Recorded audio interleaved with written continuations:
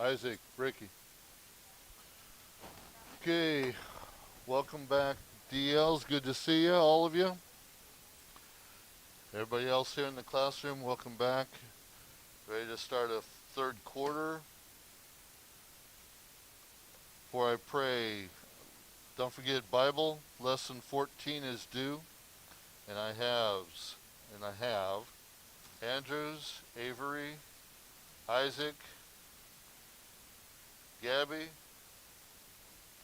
and Amethyst. Okay, that's all I got so far. Lesson 14, Bible.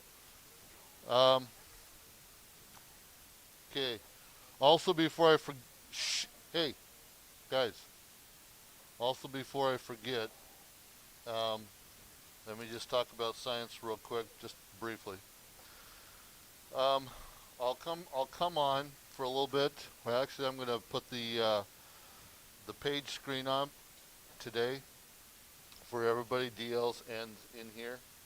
And but we will be doing quiz 17 first, open book, and then test 5, I think it was. Okay, test 6 um, after that. So once you finish the quiz 17, then go right into the test 6 DLs. A little bit different instructions for everybody here in the classroom. Okay, but I'll come on screen, um, come online here briefly for science class. Okay, or we'll come online. Period. Okay, let's have a word of prayer. Let's get this week started, this quarter started, the second half of the year started. A lot of starts today. Okay, let's pray. As soon as it's quiet, let's pray. Father, thank you for today. Thank you for the little bit cooler weather and possible moisture that you might send our way. And thank you for the weekend that we had and the little bit nice weather that it was and just the things we got accomplished, the strength we had, and just your hand protecting us.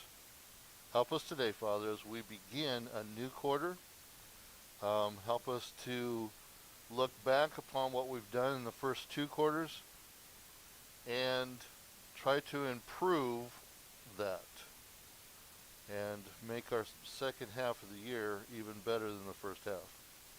Lord, just help us today to be mindful of the things we're doing, the things we're saying, that they bring honor and glory to you. In thy precious name, amen. Okay, starting a new lesson today, lesson 15. Don't start talking. Talk about it later, okay? Characteristics of wrong companions. That's lesson 15. Here's some types of wrong companions.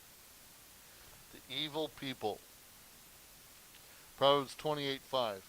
Evil men understand not judgment, but they that seek the Lord understand all things. So, Scripture's description here, don't understand judgment. Okay?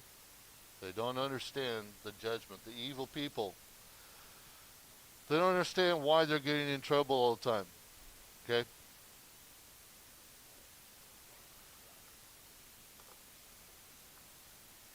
And a lot of it's probably due to the fact that they don't want to listen to authority. Okay? They want to do what they want to do. Okay? And they think what they're doing is right, and they always try to justify it. So therefore, when they get into trouble, or punishment comes down upon them, judgment comes, they don't understand why. They don't approve of it. They hate authority. They don't like to take orders or have someone else boss them around. They're always critical of the church and school rules and leadership.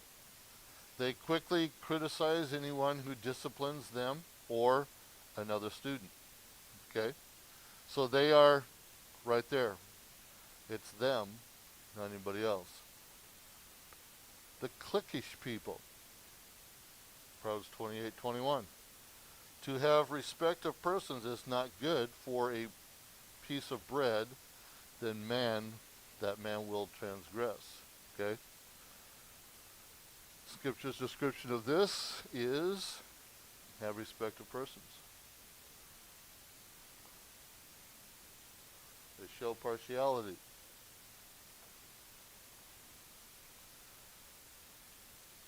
And if you don't fit into our group, our ideas, then you don't need to be here. So what will the cliquish teen do when he sees someone in another teen that he likes better than what he sees in his current friends? He's going to gravitate to that person. Shh. Even if it's going to cause hurt feelings with the other friend. Why? Because they don't care about anybody else but themselves. Okay?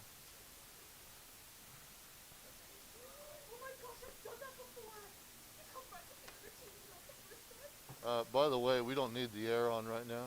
Okay? And that's, for me to say that means it's pretty cold in here. Okay? So that means someone turn that over to cool. Okay? Leave your hands off the thermostat. Okay?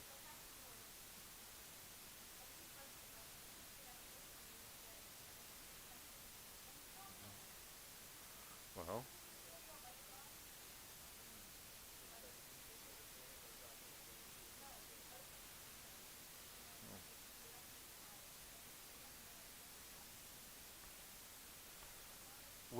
we do this. We do want to become friends with somebody to get involved with the group. And then when we get involved with the group, the clique, we basically find out that that's not probably where we should be or want to be. Or things happen, our friends leave us. Or we leave our friends to get into some other group. Okay? The froward, or the perverse people. Proverbs 2:12-14. To deliver thee from the ways of evil men, from the man that speaketh forward things. Who leaves the path of uprightness to walk in the ways of darkness. Who rejoice to do evil, and delight in the forwardness of the wicked. So the scripture's description here is they rejoice in doing evil and perverse things. Their tongues and their paths are ungodly. Kind of goes back to the same beginning point. A person's heart, what they desire, and who they desire is to serve themselves, not anyone else.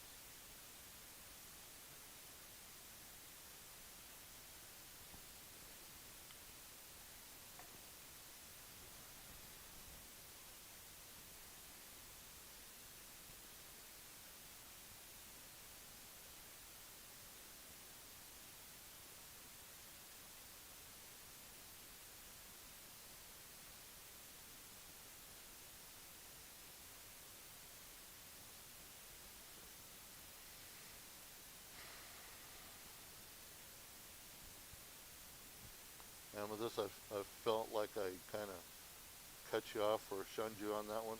I didn't know how to respond to your statement. That the last one that you were the cliquish people, that you left and joined and left a friend or whatever.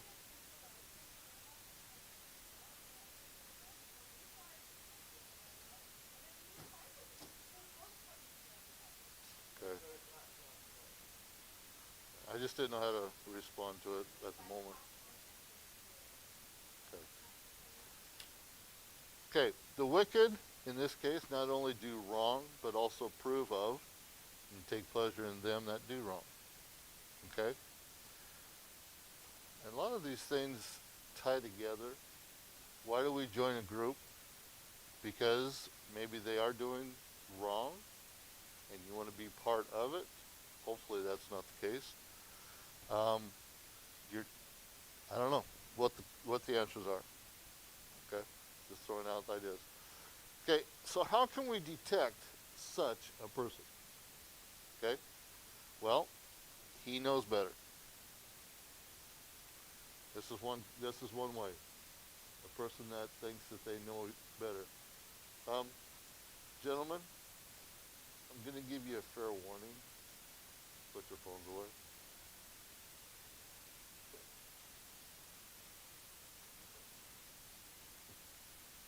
Okay.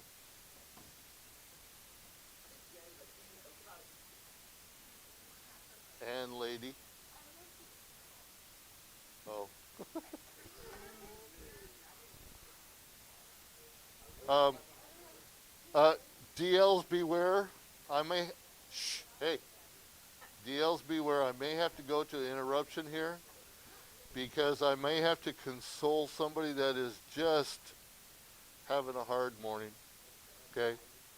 So we'll see. Hopefully not. But if that's the case, then I won't say who her name is. But Gabby left her phone in the car, and so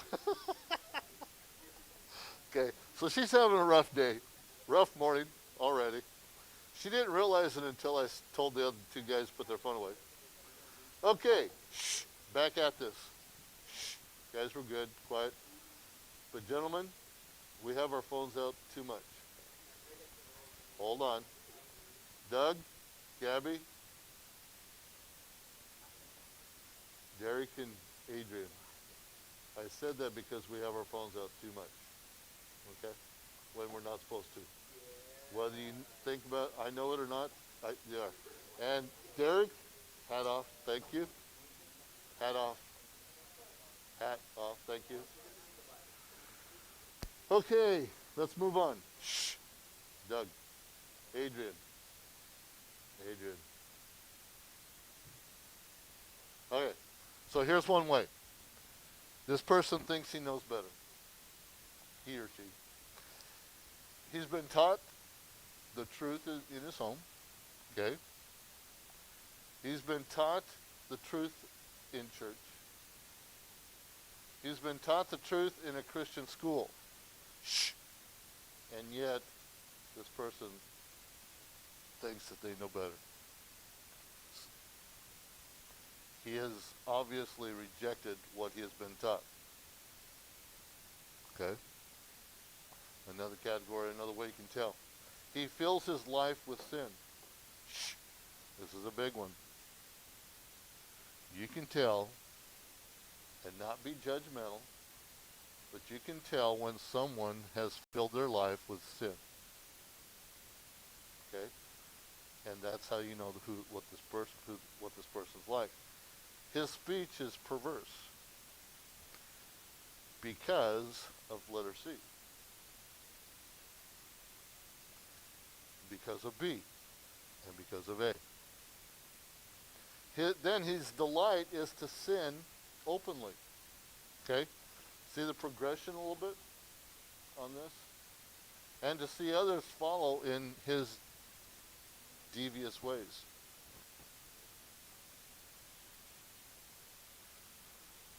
Good point. Good point. So where would he fall into this? Does he know better? Maybe not. Because that's all he's been taught. Okay? So maybe he doesn't know better. Maybe because of what he's been influenced by, that's all he knows. Okay? Is he a wrong person? Is he an evil person? Is he someone you'd want to be around?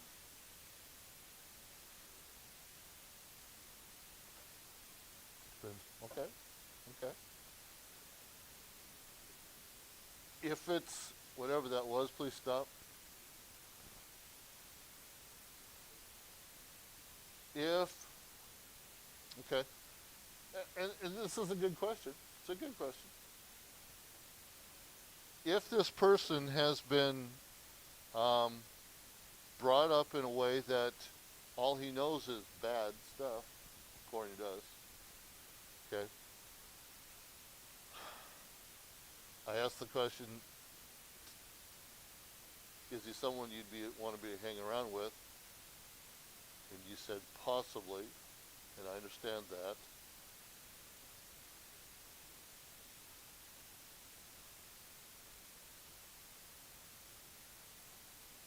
Would you want to hang around him because of who he is, what he's doing, or do you see some good in the person? You've got, I mean,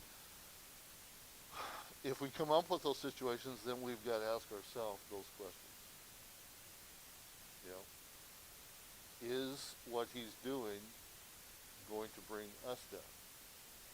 Is it going to bring me down to where I don't want to be? But is there some good in the person that you see that, you know, he probably could change? And there are people out there that we can look at just because of what they're doing now doesn't mean that that's the way that they're going to stay. Because of that's all they've heard and seen for how many years? You know. So if a person gets into, a lot of times if a person that's doing the bad has this, you know, at least has an open heart, okay, guys, at least has an open heart, then getting into a situation of good can a lot of times change that person's heart, okay? He's still going to have the influences of the bad, okay?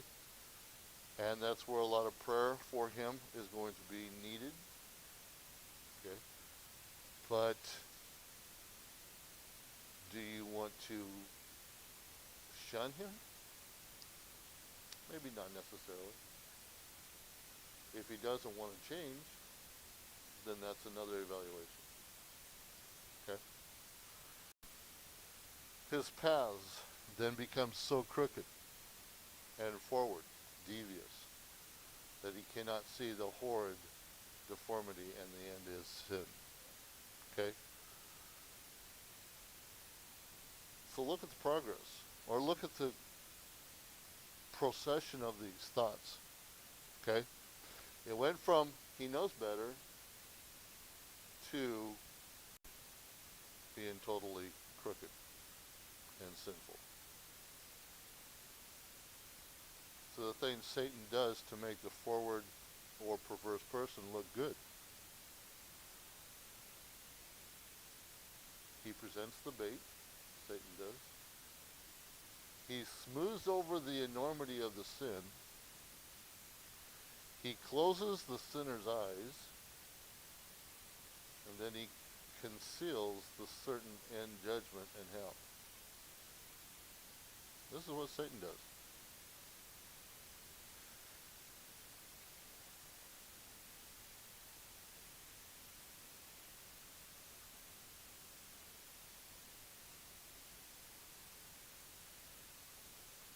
Don't let Satan have the hand. Okay? So how can we escape from this man? Proverbs 2:10 and 11. When wisdom entereth into thine heart, and knowledge is pleasant unto thy soul, discretion shall preserve thee, understanding shall keep thee. So wisdom, okay, must enter the heart, so that you can truly enjoy the knowledge of God, the fear of the Lord. Not until you really enjoy the God of your salvation. Okay? We all say we love God. But do we really enjoy God? Not until that happens will your religion mean enough to your soul to keep you from the enticement of the wrong companions. Shh. Not until you really enjoy God. Okay? Will it take hold? So the forward or perverse man under the microscope. The meaning of the forward man. Shh. Habitually disposed to disobedience and opposition, adverse or contrary. That's the forward man.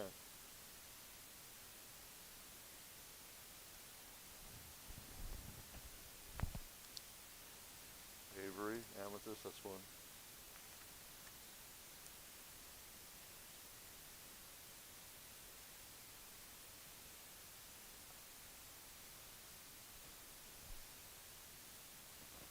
An anonym for forward is compliant.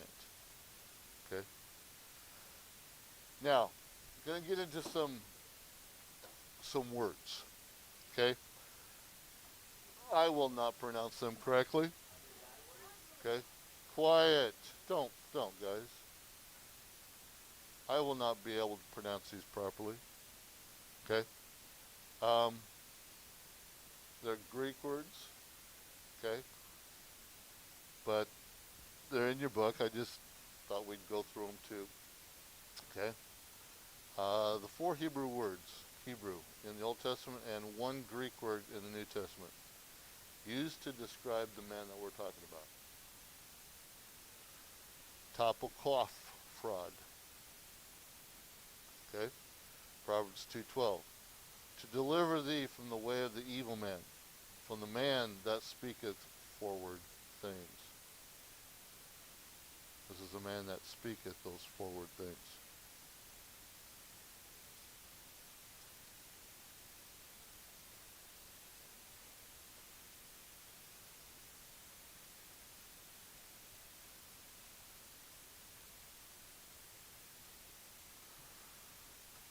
By the way, while you're writing that down, and we're almost out of time anyway, verse quiz this week is Proverbs 15:3. Okay? Last week was 15:1. This week is 15:3. So make note of that. I'll put it on the board here in the class, but DL's 15:3. Okay? Okay, let's get at least one more in here. Okay, another verse for this. Proverbs 8:13. The fear of the Lord is to hate evil, pride, and arrogancy, and the evil way and the forward mouth do I hate. So, this is again the forward mouth.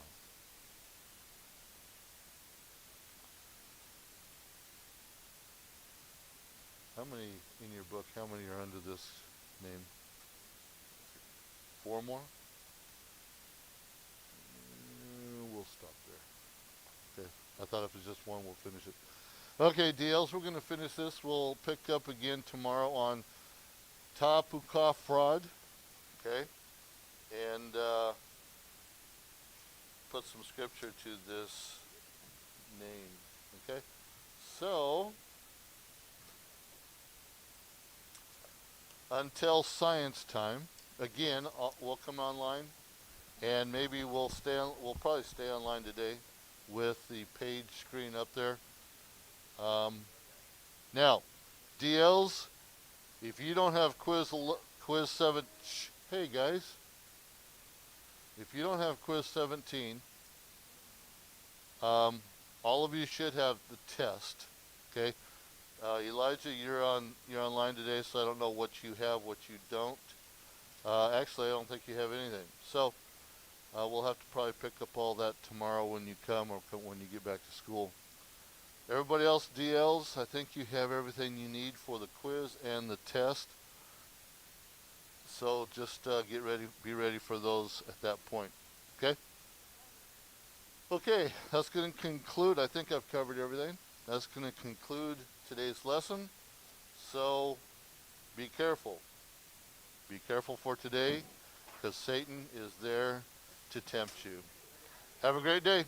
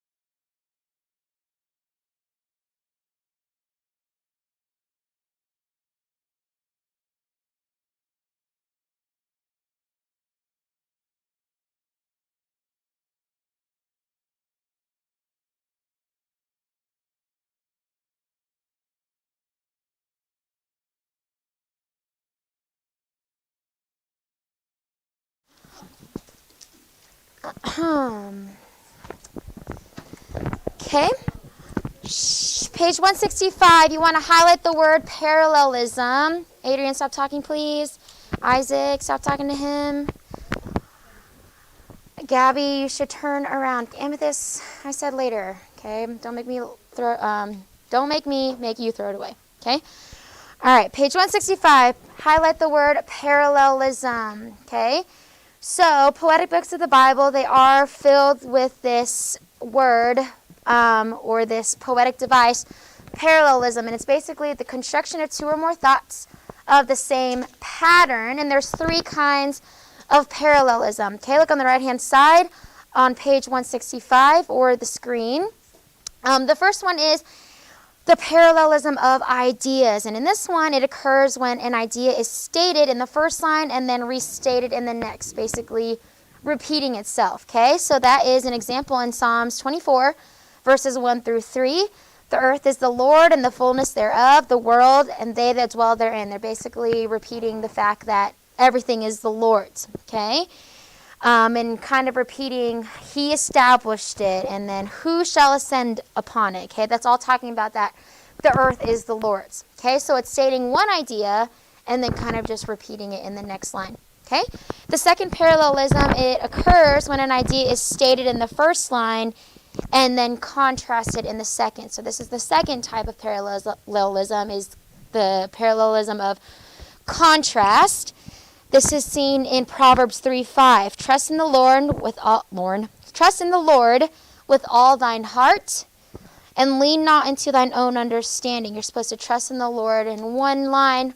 Don't lean onto your own understanding in the second line. That's kind of contrasting it. And in the third type of parallelism, it is basically progression where the thought is developed throughout the verses. So we see that in Psalms 19, verses 7 through 9. The law of the Lord is perfect, converting the soul. The testimony of the Lord is sure, making wise the simple. Talking about all the statutes and kind of just progressing it with that. Okay, so parallelism of ideas, parallelism of contrast, and then parallelism of progression. Okay, so if you guys turn on page 166, this is basically just giving you the Bible verse, and then Isaac Watts, he was kind of converting them into his own kind of meter. We see Psalm chapter 1. If you guys look on Psalm chapter 1, there are different kinds of parallelism throughout this chapter. Okay, so in the first paragraph, the first verse, it says, "Blessed is the man that walketh not in the counsel of the ungodly, nor standeth in the way of sinners, nor sitteth in the seat of the scornful." And actually, this one is a progression kind of parallelism. And we see that when he walks in the way of the counsel of the ungodly, at first he's just walking there. He's hasn't gone quite ungodly yet, but then he stands in the way of sinners. He basically starts talking to those who are ungodly and starts mingling and hanging out with them. And then the last one we see, nor sitteth in the seat of the scornful. This is basically the progression where he ends up being actually scornful and sinful. That is the progression of the parallelism in this verse. What was that? Awesome. Okay. Awesome. Verse number 6, we see, or in verse number 3, we see some similes there. He shall be like a tree planted by the rivers of water that bringeth forth his fruit in his season. In verse 4, the ungodly are not so, but are like the chaff. Shh, guys, stop talking. Okay, they are like the chaff. Remember, similes, we see comparisons between words, and we see the words like, as, similar to, just like. All of those are similes. And then we see metaphors also in verse 3. He bringeth forth his fruit in his season. This is basically talking about the Christian life and how we're like a tree, wherever we're planted, or where we're planted by a river of water. It's basically showing us the spiritual results. Obviously, fruit is the fruit of whatever tree it is, and fruit of our spiritual life is just whatever spiritual results come after that. When it talks about his leaf, it's also another metaphor talking about our spiritual condition. Just like we see leaves, if they're dead, we know that the tree is obviously dead or there's something wrong with the tree. But if they're growing and they're thriving, we know that the tree is great. Same thing like us. The leaves, where we have leaves, quote unquote, that tells of our spiritual condition. So those are the metaphors in Psalm chapter 1. And then there, in verse number 6, we see a contrast, a parallelism of contrast. And it says, "For the Lord knoweth the way of the righteous," but then obviously in contrast, "the way of the ungodly shall perish." Okay, so that's examples of different parallelisms in the Bible. And then Psalm chapter 1, written by Isaac Watts. This is basically written in meter form, and it's just explaining the ways, or explaining in his own terms of Psalm chapter 1. If you guys look at the very bottom, it says the Psalms, in that tannish paragraph, it says the Psalms used in the worship of the ancient Jews and of the early church have been the basis of church music for centuries. Isaac Watts rendered the Psalms into English verse, giving them rhyme and meter. Most of his verses written in the 3 most popular meters for hymns: common meter, short meter, and long meter. And then there are different comparisons of Watts' version of Psalms with the original version. If you guys see, you can read Psalm chapter 1 in the way that Isaac Watts wrote it and sing it to those songs at the bottom, which we are not going to sing, which I am not going to sing for you. But you can sing it to Amazing Grace. You can sing it to a lot of those hymns. I don't know if all of you guys know those hymns, but Amazing Grace is pretty common that you can sing Psalms 1, 2. You could probably sing that on your own time. But in Psalm 61, Psalm 61, that is an example of the short meter. And then to this one, you can sing, "Come we that love the Lord, blessed be the tie that binds, crowning with many crowns." I don't know if you guys know those hymns. They are popular hymns, but I mean, a lot of people don't know the old hymns today, but different ones like that you can sing. Just an example of short meter and long meter. Adrian, what did I say to you guys, both of you? What do I tell you every day? Exactly. So why are you talking? Okay, I don't either. So stop talking. Okay? So those are examples of short meter and long meter. So that brings us to the conclusion of chapter 6, or unit chapter 6. Go ahead and turn to page 168. Page 168, unit 7. Let me pull that out for you real quick.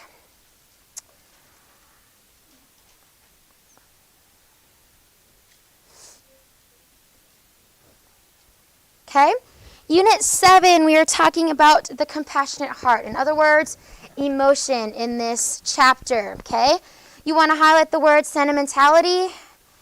This is the indulgence in emotion for its own sake without regard for honestly presenting the truth of human experience. So a good literary artist can indirectly arouse our emotions, thereby heightening our insight to human experience. So if you are a good writer, or any good writer can appeal to your emotions. They can make you feel happy when the character is happy, or when there is a happy part in the story. They can make you feel the emotions that the character is feeling.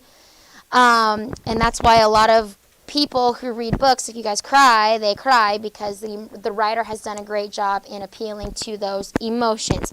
So if emotion, or the emotion expressed in the work and evoked in a reader, must always be genuine and appropriate. Notice the key word appropriate. You don't want to be laughing when it's a sad time in the funeral, or not a funeral, in a story, or sad when it's supposed to be a happy time.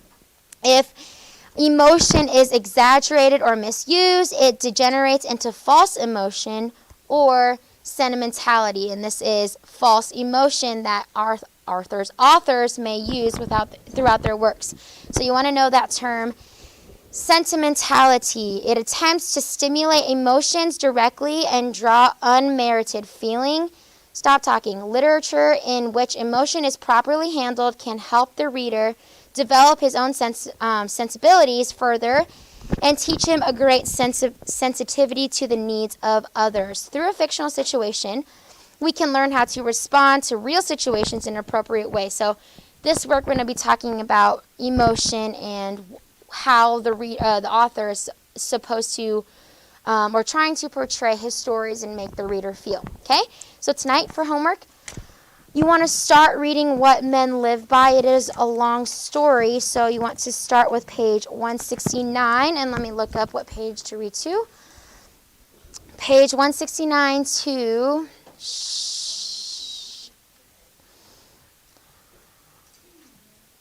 174, okay, part 1. And you guys do not want to get behind in this because we do have a reading quiz on Thursday over page 168 to 179, okay? Reading quiz Thursday, everybody hear me? Reading quiz Thursday over page 169 or 168 to 174. So get started reading on this. Don't get behind. That'll be on Thursday, okay? Go ahead and take out your grammar books.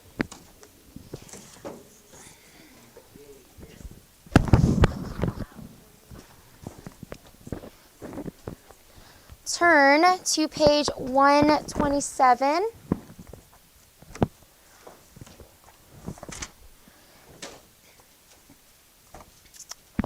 Okay, we kind of talked about predicate nominatives and the fact that they have, what verb do predicate nominatives follow, class? Action or linking? Good, linking verbs, okay? So predicate nominatives, remember, they go back or they point back to the subject, all right? Gabby, please take your hood off.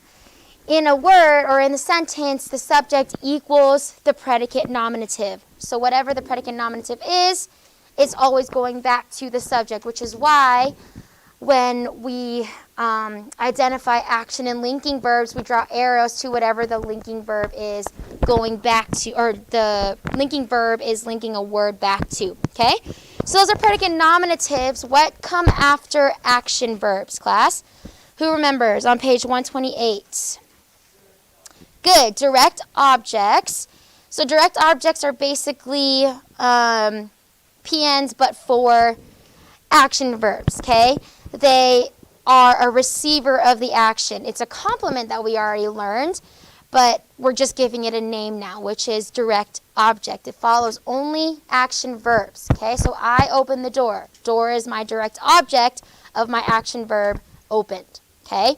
Notice door is not pointing back to me because I don't equal the door.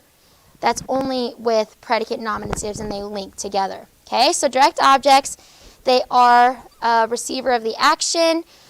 Those are direct objects. Indirect objects is those who the action or the direct object is being done to. And then predicate objects of the prepositions always come in prepositional phrases. Okay, so look at number 3. An indirect object is a noun or a pronoun that precedes the direct object and tells to whom or for whom or to what or for what the action of the verb is done. Okay, so you would find your subject, your verb, then you would ask who or what to find your direct object. Then you would say to whom or for whom or to what or for what to find your indirect object. Okay, so we did exercise A. Let's look at exercise B together. Okay, exercise B. Okay, we're circling the direct objects in the following sentence. Find the action verb and ask whom or what after the verb. Remember that a direct object cannot be in a prepositional phrase. So if you're circling within prepositional phrases, it is incorrect. Okay, so let's go ahead and work on exercise B, page 129. Go ahead and work on it. I'll give you a minute, and then we'll go over it in class together.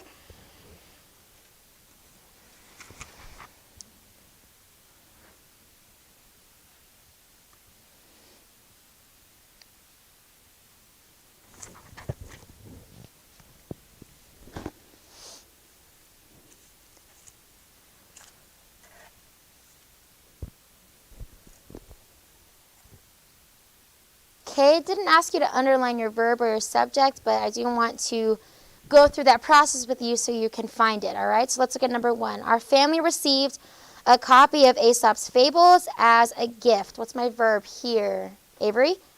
Received. Who or what received? What's my subject? Family. Good. Family is my subject. Family received whom or what? What's my direct object? Copy. That's how I find my direct object. Copy is my was what I circle. Good. That's how I find my direct object. Number 2, I always do my homework immediately after dinner each evening. What's my verb here, Gabby? Do, who or what does or do? I do. I do, who or what? Homework. Homework is my direct object. Okay? I would circle that. Austin, number 3, what's my verb here? Mr. Rogers planted beds of tulips and other flowers. What was it? Planted. Who or what planted? What's my subject? Good. Mr. Rogers planted. What did he plant? Notice how that is in a prepositional phrase. The word of is before. So remember, direct objects cannot be in prepositional phrases. So who can help him out? What's my direct object here? Adrian? Beds. He planted beds. Good. Number 4, Father, into thine hands I commend my spirit. What is my verb here, Lena? Commend, who or what commends? I commend, who or what? Spirit. Spirit is my direct object. Awesome. Number 5, in 1994, Chad Hundeby swam the English Channel in a record 7 hours and 17 minutes. Let's go with Ricky. What's my verb here? Good. Who or what swam? Good. Chad Hundeby swam. What did he swim? What's my direct object? Good. The English Channel. I would circle English Channel. Number 6, Elizabeth I succeeded her sister in 1558 and ruled England until her death in 1603. I actually have 2 verbs here. What's my first verb, Andrew?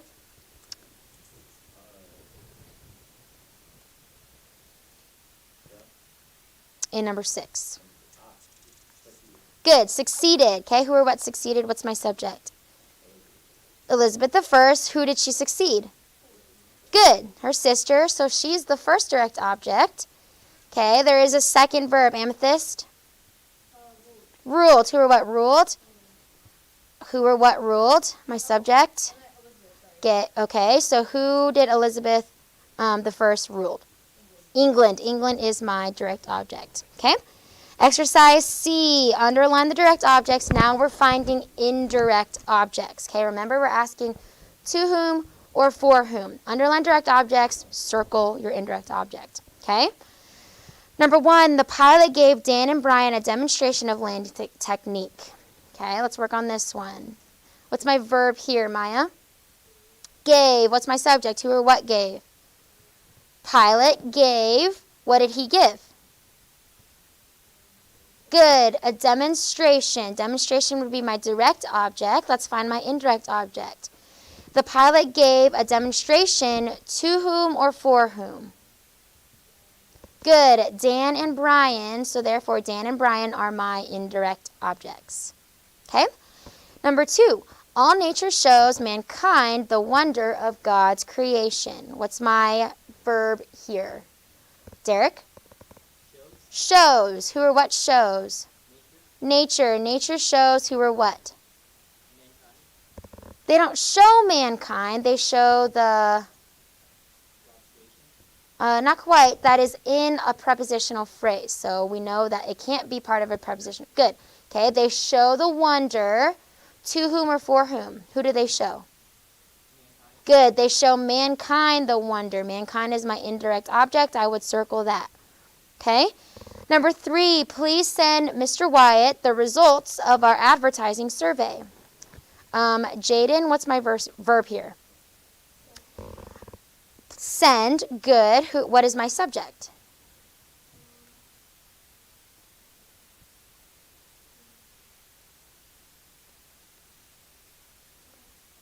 Okay, who knows this one? Lena? Good, it is an understood you. It's an imperative sentence. So you send who or what? What do we send, Jaden? Results. Results is my direct object. You send results to whom or for whom? To Mr. Wyatt. Mr. Wyatt is my indirect object. Awesome. Number 4, God granted King Hezekiah an additional 15 years to live. Okay? What's my verb here, Doug? Granted. Who or what granted? God granted who or what? Okay, years To whom or for whom? King Hezekiah. Good. Okay. Tonight for homework, do 5, 6, and 7. Everyone turn to page 130. Page 130. Okay. Now we're adding objective complements to the mix. Okay. Objective complements, number 1, is a noun or an adjective or equivalent of either that renames or directs or describes the direct object. Okay, renames or describes the direct object. So we know that objective complements only come after what, class? Renames or describes what? Guys, it's in number 1. Okay, everyone should be following along. An objective complement is a noun. Everyone read it together. Number 1, an objective complement is a noun or an adjective or the equivalent of either that renames or describes the direct object. Everyone should be paying attention. Everyone, when we see an objective complement, we know it always follows after a direct object. Okay? There doesn't always have to be an objective complement, but we know that objective complements always follow direct objects. Okay, for example, we elected Scott treasurer. Okay, we is my subject, elected is my verb. What did we elect? Scott. Okay, Scott is my direct object, but then an objective complement would be treasurer. So we find objective complements with the words to be. Okay. So we elected Scott to be treasurer. Treasurer is my OC. Okay, we consider Scott dependable. Okay, this is an objective complement used as an adjective here. So we, as my subject, consider Scott to be dependable. Dependable is my OC. Okay, number 2, objective complements may be compound. And then number 3, a complement, a PN, DO, IO, OC, they can never be part of prepositional phrases. So again, objective complements cannot be in prepositional phrases. Okay, let's get number 1 in exercise A. Underline direct objects, draw a box around the objective complements. Okay, number 1, 30 years of experience have made Mr. Clark an excellent teacher. Okay, what's my subject and my verb here? Sophia? What's my verb, number 1? Not quite. 30 years of experience have made Mr. Clark an excellent teacher. Experience is part of a prepositional phrase. So what is showing action, or what is linking or helping? Okay, made. Good, there's a helper verb there of the word, what was it? Have made. Who or what have made? What's my subject? Okay, years have made. What's my direct object, class? Mr. Clark. Mr. Clark is my direct object. I would underline that. Then I would draw a box around my objective complement. So how I find that would be, years have made Mr. Clark to be teacher. Okay, or an excellent teacher. So therefore, teacher is my OC. Okay? Number 2, Mr. Leathers appointed Robert captain of the yard cleaning crew. What's my verb here, Austin? Appointed. Who or what appointed? What's my subject? Who appointed? Robert appointed? Okay, Mr. Leathers appointed. Who did he appoint? Robert. So Robert is my direct object. Mr. Leathers appointed Robert to be who? Austin? Captain. So captain is my objective complement. Okay? And then number 3, Mr. Riley considers Anthony fortunate to have been selected to serve on the committee. Let's go with Isaac. Isaac, what's my verb here?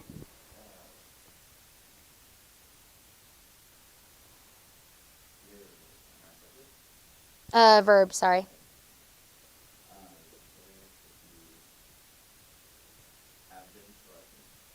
Not quite.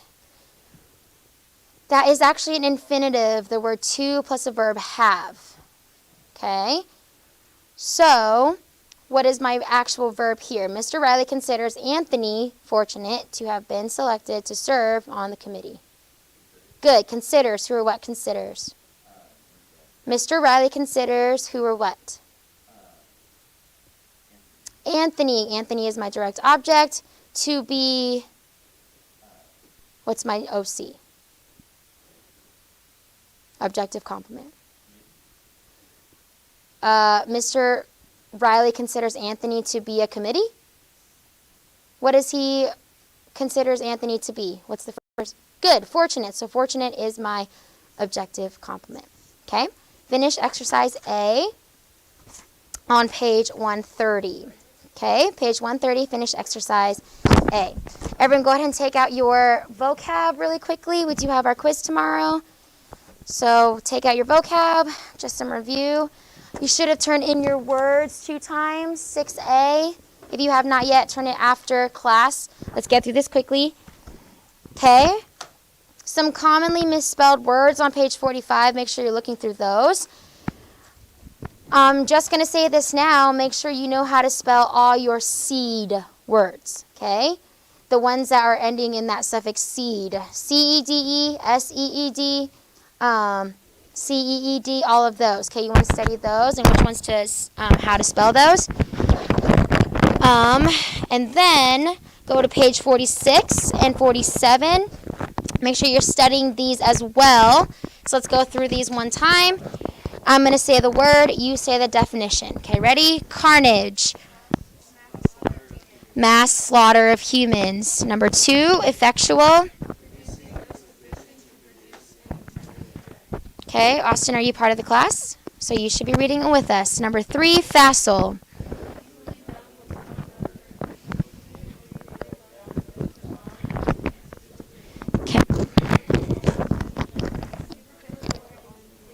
Okay, so easily done with little effort. Superficial is the key word there in facile. Okay, number 4, fortitude.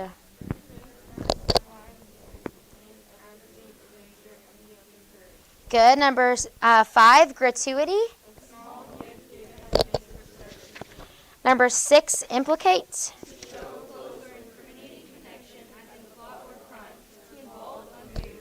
Number 7, impotent. Powerless to help, weak, lacking strength. Incarnate. Invested with flesh, especially in human form. Ingratiate. To bring oneself deliberately into the good graces of another, especially by careful attention to the art of pleasing. Number 10, sedate. Composed and serene, calmly deliberate, settled. Number 11, sedition. A rebellion against authority. And then number 12, tentative.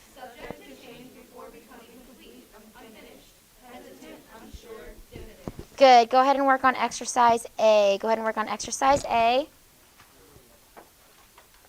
This is classwork, so go ahead and work on it. I'll be checking it. Whatever you don't finish in class is for homework, so I suggest you work on exercise A.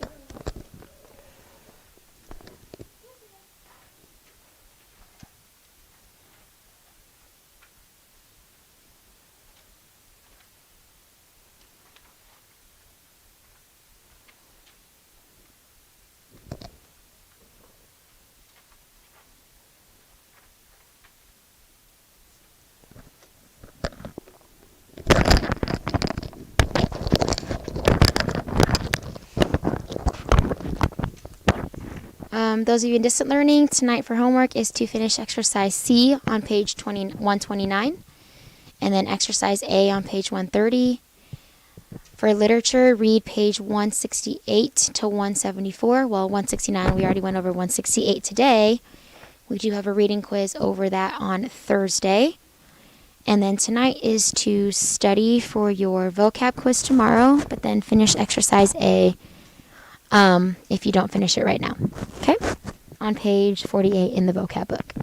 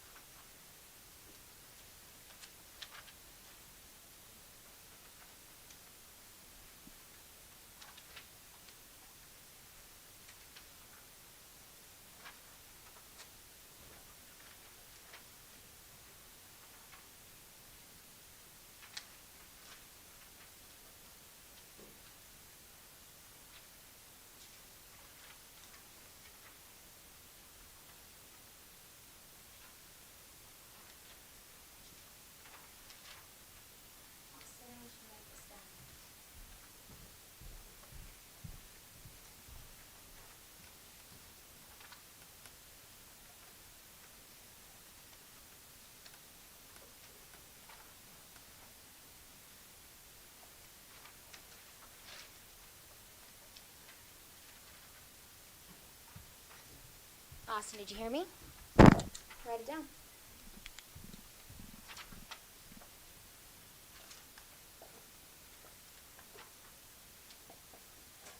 We're going to help your surprise every day when there's a quiz. That way you won't be surprised. Wait, we have surprises? Austin seems to be surprised every day we have a quiz.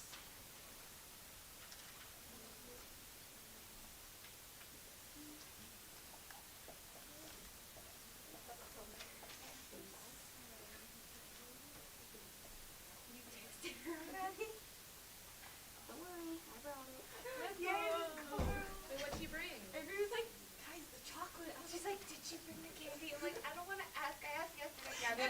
I texted her last night. She texted me Wait, how can they get candy? because we made a bet. We made a bet on Austin. She never bought it. Because, Doug. We made a bet on Austin. Well, you're actually here early. Mr. Brown always beats you. What a surprise. Got some strawberry streaks, candy streaks, highlights. He said street. I don't know what girls. It kind of looks like the pinkish color mixing with the blonde hair. The pinkish. No, this is what. The pinkish mixing with the blonde hair looks kind of like that strawberry pink color. That's right. It's just a shampoo. That's right. Oh, really? I don't know. I'm not a girl. I'm just saying what it looks like. No, you say it wrong. It's like, let's play truth. Derek, did you get your chain? Honest, man. Were you okay without it? Were you okay? No. You seem like lost. No, mine Did I get one? Oh, whoa. Did I get one? You don't deserve one. Save two for me. Whoa. Did I get one? Toss me one. Did I get one? Oh, Andrew, he does not get three. I'm buying you Valentine's Day. Never mind. Did I get one? This is why Andrew's one of my favorites. He doesn't want to hit the laptop. He doesn't want to hit the laptop.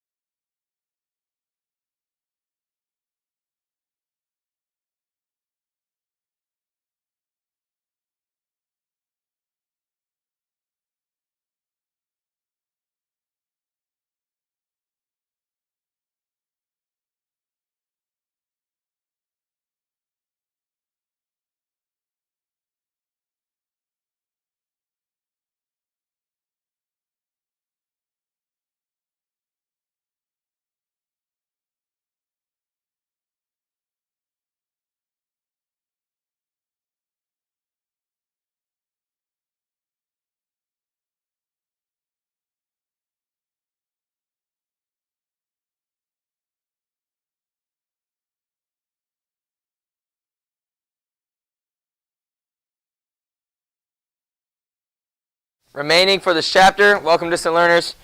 Okay, so we're going to finish this chapter. I believe we might have a test after this chapter. That's not a positive. I'll let you know as it gets closer. It depends when we finish the notes. But probably this week. Possibly Friday. No, I don't do open books. We're not third graders anymore or Mr. Brown's class. We're high schoolers. All right, what did I say if we're talking? Okay, be quiet. Adrian, no more. Doug, no more. Okay, pull out your notes. Before we do, we are going to pray. Okay, so we'll pray, and then we will get started. Yes, ma'am.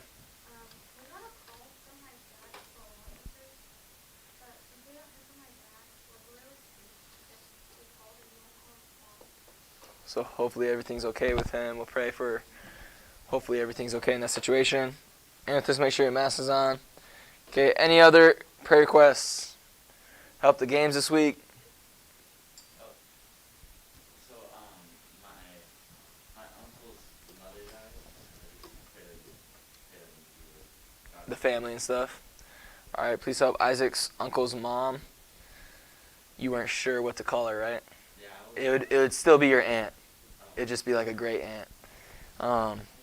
But please help Isaac's uncle's mom with that situation. Obviously, it's not easy for the family. Yes, sir. This isn't a prayer request. When's our next game? Huh? I'll say them again, but I already said them. I'll say them again. But Tuesday and Friday. Yep. All right, we're going to pray. Everyone quiet while we pray. Put everything else away. All right, here we go. Dear Heavenly Father, Lord, thank you for today. Thank you for all the blessings you give us on a daily basis and weekly basis, Lord. Thank you for all the students that are here, Lord. Thank you for the juniors and seniors, for those who were able to return in person, as I think that helps them a little bit. Please help all the students here this week, Lord, at whatever quizzes or tests they may have, whether we have games, to be able to schedule and divvy their time correctly, be diligent with their time, doing their work. Please help us to start this new grading period strong, for us not to get behind early, Lord, for us to not start or put ourselves in a hole early, Lord, but to work hard and keep that grade up now. Please help all these students, Lord, whatever tasks they may have this week, to give them wisdom and strength through it. We lift up some special prayer requests, Lord. Please help Sophia and her dad, Lord, the situation, as they're maybe a little anxious and a little confused, stressed. Please help them, Lord. Give them peace. For everything to be okay with their dad, Lord. Please just give peace and strength through that situation. Also, please help Isaac's great aunt, his uncle's mom, Lord. Obviously, please help his uncle and everyone through that situation, as it's not easy. Please bless them, Lord. Give them peace through the situation. Show yourself to them through the situation, Lord. As death comes, Lord, there is life that we can have after death. Please help everything with that. Bless all the students this week, Lord. Give them a great week this week. In just 2 more weeks, we have our midwinter break. So please help them to finish strong till then. Please help this class and the notes we're going to cover today. In Jesus' name I pray, amen. All right, let's see distant learners real quick. We got Giselle, Lacey, Adam, Jeremiah. Who else is in this class? Adrian. That's the last time I'm going to warn you. I don't want to hear you talking again or being distracting again. Okay, so all your clicking, talking, everything, stop. All right, looks like everyone's here. Yes, sorry after this. We do have a few more notes, and then we will be done. It's all right. You usually do pretty well anyways. So just pay attention. I believe we left off on notes 92. 103. So we're on 104? All right, perfect. Yep, Edmund Burke. Sir William Blackstone, we did that one. We did Blackstone's commentaries, and we are on 104, Samuel Johnson. Perfect. He's an interesting looking fellow. Okay, before Amethyst, you judge him. He's a big everything gang. He's a big everything gang. All right, shh. We do have a few more notes left. Okay, we're probably not going to finish today. We'll probably finish tomorrow. I believe we have a test this week. It might just be a quiz, but I believe we have a test. Okay, so follow along, and here we go. Moving along in this section. Okay, I don't know what's going on. It's like glitching back and forth. There we go. Oh, rapper face. Yes. Shh. Hey, quiet, Rick. That is your warning. No more talking. All right, it's time for class. After class, then you can talk. Adrian, I already told you multiple times. Yes, you did. Do not lie. I heard you say something to Isaac. I was watching you do it. Two things. Yes, you were talking. I heard you. You can deny it as much as you want. Two, I'm not bruh. I'm your teacher right now. I'm Mr. Coral. During basketball, I'm coach. All right, I'm not bruh. Do we understand? You don't need to explain anything. Just be quiet. Be quiet. All right, we did talk about Blackstone and these other people. Obviously, we had a quiz on that. Some of us did well. Some of us not so much. If you'd like to know your grade after class, you can. Obviously, your final grades are already in, so it doesn't matter or not. We did struggle, some of us, on it, though. Yes, you need to take it. You can take it today or tomorrow. Just let me know. I think I already have one printed, so if you want to take it after class, I think I have it. If not, I can print it real quick. All right, moving on. Samuel Johnson. Okay, he was also, I believe, one that was on the quiz. It was in the reading and the homework. Okay, but we did not cover it in the notes quite yet. But Samuel Johnson, he's the greatest literary figure of the 18th century. That was straight from the matching section. That was one of them. Said, who was the greatest literary figure of the 18th century? It was Samuel Johnson.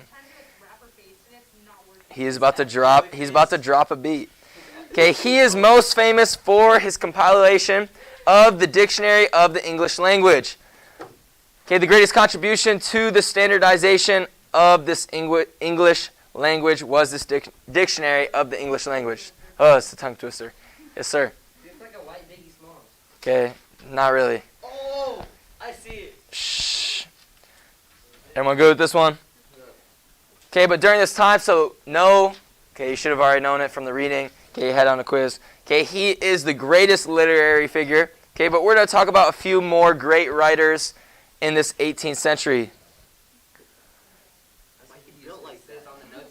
Everyone good? All right, here are a few more writers we need to know of this 18th century.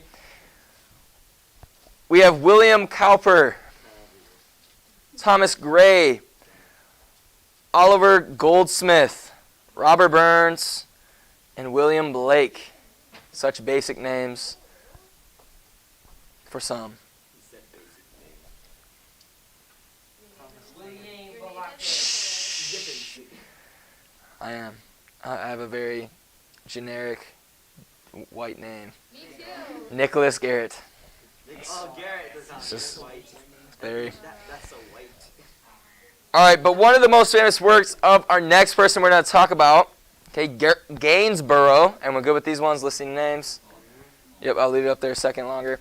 Okay, but Gainsborough is our next famous work, or something that he wrote was the famous work that we need to know. It was a painting. Does anyone know what it's called? Did anyone write it, or read it, or do it in the homework? Nope. Gainsborough's most famous work. Oh, is it like the You say it? No? is it like the Well, I'm about to show you. something mother? No. It is one of the parts of a family, though. It's the blue boy. The blue boy. I've never heard of that. Neither did I. Austin. He's not good looking. No. Yeah, I'm skipping. What did I say? If there's not a note in there, it means you didn't need to know it. Okay, but Blue Boy is Gainsborough's most famous work. Okay, pretty short note. You do need a note, though. Should be easy to remember. Our next person, there's a typo, I already see it, is Josiah Wedgwood. Okay, it's not Josiah Cola or colon, Josiah colon. Okay, it's just Josiah Wedgwood. Okay, he's England's most famous potter. Okay, what is a potter? Makes pots, makes like Kinda. stuff. There you go, clay. Okay, he makes chinaware at this time. He did make clay pots. He also did make clay pots. Okay, they were very unique in style. I couldn't really show a ton of pictures of them because 90% of them You know who he looks like? He looks like had immodest pictures of men and women on there. Shh. Amethyst. Shh. Quiet. Quiet. Guys, quiet. Amethyst, no more.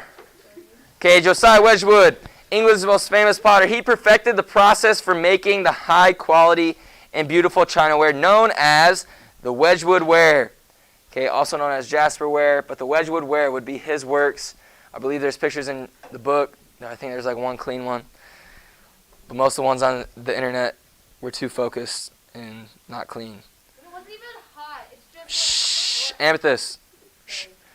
Okay, we already talked about this guy as well, but who was the greatest British navigator during this time? Captain James Cook. Good. Everyone good with this note? Know that from movie clips. I mean, if that helps you out. This shouldn't be how you know it, but if that helps you, that helps you, man. Captain James Cook. Okay, he's the greatest British navigator and explorer of this age. Wow, come on, Mr. Coral. Not too bad, but two small ones today.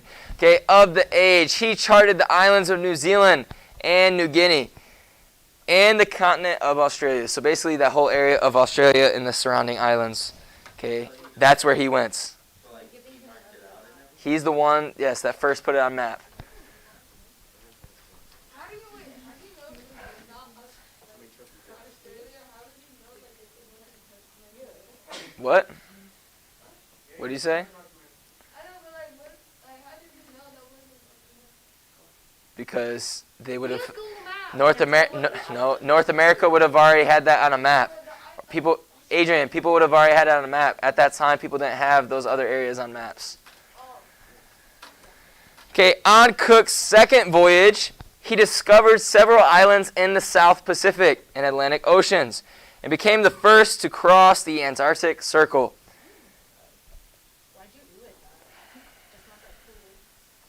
For real. Okay, it should be, I think, he theorized. Okay, but he theorized or basically said, hey, I believe there were another continent that lay south to everything he discovered. Okay, which all the way south? What continent? South America. No. All the way south. Asia? All the way. There you go. Antarctica. All the way to the bottom of our Earth. Okay, the south. Okay, is Antarctica. Okay, obviously he didn't travel quite there, but that's why it says he theorized or he believed. It's not flat. Okay, on his third expedition, Cook discovered the Sandwich Islands. The Sandwich Islands. Okay, also known as the Hawaiian Islands. Why'd you call them the Sandwich Islands? Because your name is Cook? I have no idea. Oh. Maybe. Or maybe because they're just so close to each other. I don't know. Really, that is a random name. But the Hawaiian Islands, gentlemen. Shh. Adrian, how many warnings do I have to give you? I can't give you any more, dude. I can't. I don't like to give demerits. But I do have to if you continue to make noises and talk. Okay, they surveyed the western coast of North America as far as north as the Bering Strait. Okay, proving that there existed no navigable northwest passage through North America. Okay, that was something that was believed before, obviously, our age. Okay, that there was a northwest passage that went straight through North America, but there's not. Well, wow, that would be so Well, then you would see it, because it would be like a river or something going all the way through, which there is not. Or is there? No. Okay, which leads us to our last thing with Cook. Cook also demonstrated that scurvy. Okay, what is scurvy? It's a disease caused by a lack of vitamin C. Okay, because he sailed so much, obviously him and the other sailors, diseases could be prevented through proper diet and hygiene. Okay, as they're traveling through this long journeys to different areas, okay, it's hard to maintain your health. Not just health, obviously, from eating the right things, eating different food, from cleaning, okay? They would gather bacteria from these different areas and it would get on their body and they could get sick from it. Okay, it could be a virus, it could be a sickness, it could be a different type of the flu, as there's hundreds and thousands of different types of flu. Okay, but so they would have to diet and hygiene to help prevent these sicknesses. Scurvy was something they had to deal with. Okay, but this is going to bring us to George the First, a new king. Great. A new king. Everyone good with this one? Yes?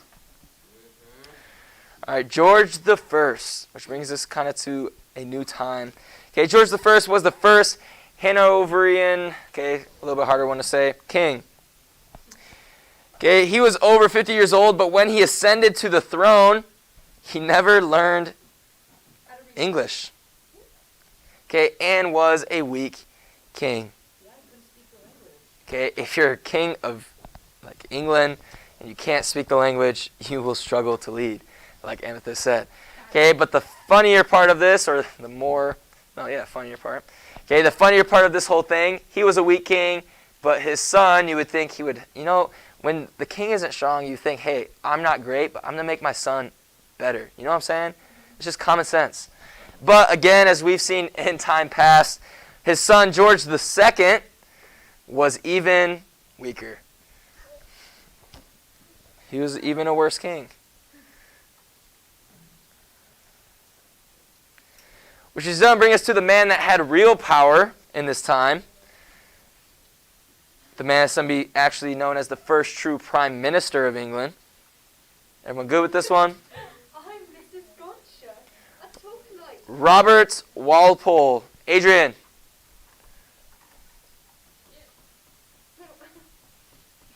Delete reaction. Robert Walpole. Okay, he was the recipient of the real power in government as the king's chief minister. Okay, he is considered the first true prime minister of England. Okay, so this time of weak kings, this guy, Robert Walpole, okay, Amethyst, stop drawing on the books. Put him away. That's not what's happening. Put him away. Okay, you lost your notes, so you can focus on and just listen. Okay, stop drawing. Okay, he's considered the first true prime minister. So during this time of weak kings, George I, George II, this guy, he's like, ooh, doesn't take this to advantage and bring power for himself. Okay, but there's two important events during this reign of George I and at this time that happened that we need to know. Everyone good with this one? Okay, two important events during the reign of George I were the unsuccessful Jacobite rebellion of 1715. This is where supporters of the descendants of James II, okay, Jacobite, James II, I don't really know why that goes together, but it does. Okay, so these Jacobite rebellion were the people, hey, our old king, we like James II, we don't like George I, so we support James II. There was a rebellion. Okay, and the second one is a major economic and political crisis in 1720 that was caused by the illegal business practices of the South Sea Company, which is a British investment firm. Okay, so those are the two important events that happened during the reign of George I. That's basically the important things that happened under him. Not much happened. Again, he was a weak king. He didn't do much. The thing is, we probably don't know all the things that happened because he wasn't a good king. Yeah, so everyone tried to diss on him. Okay, although, these two things happened under George I. George II was a little bit weaker. A few more things happened, but not good things. Everyone good with this one? Yeah. I'll leave it up there a little bit longer.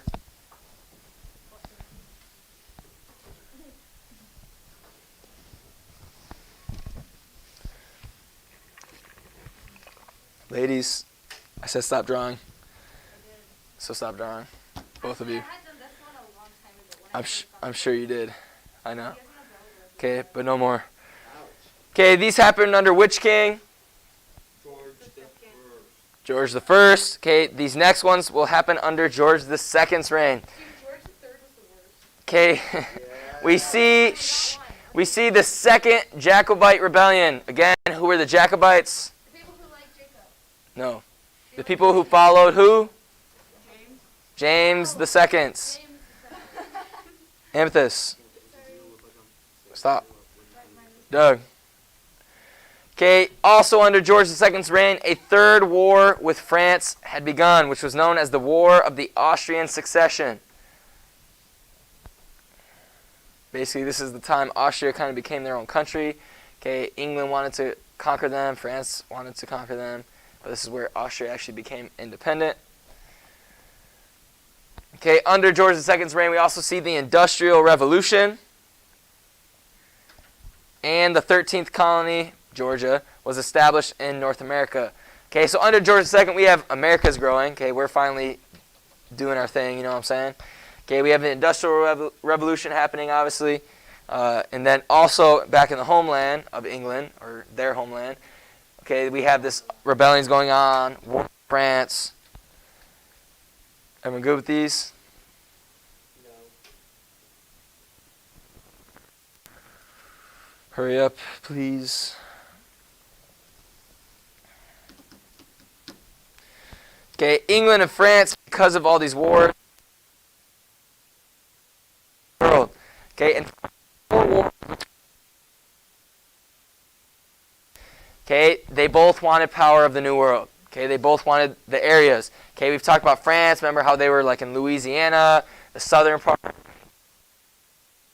obviously Jamestown, and that East Coast area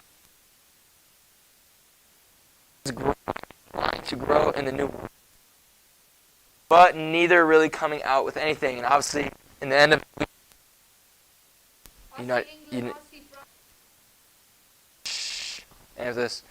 Okay, but we see the United States starting. Okay, through this, obviously they don't want to be ruled.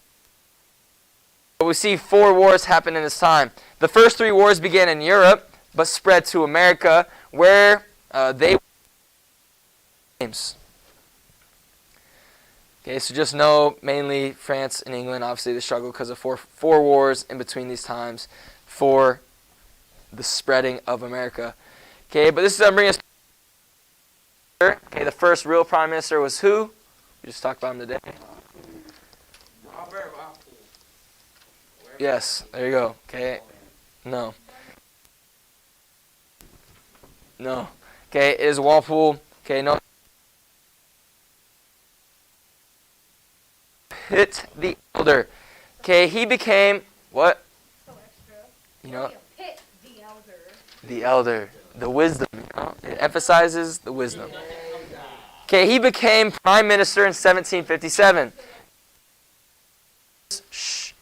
Okay, just because you can talk Spanish doesn't mean you get to talk Spanish. Told you about 6 times now not to talk, so stop talking. Okay, he became prime minister in 1757. He was determined to not only defeat the French, but also to drive them out of North America. Okay, so not only defeat French here in our war in Europe, okay, but to drive them out of the new land, for it to just be England's. Bring us to our war. Does anyone know what Great War it is? War for Independence. No. Revolutionary War. No, not quite. Not quite. Not quite. It is the 7 Years' War. Shh. Derek, pay attention to your notes. Amethyst. Stop talking to others. Sit there quietly. Okay, 7 Years' War. What happened in between those times? Okay, we didn't really mention the name of the first 3, okay, but they did happen in the mainland. But the 4th is known as the 7 Years' War. Okay, this is the 4th fought between England and France. Shh. It began in America and spread to Europe. It was called the French and Indian War.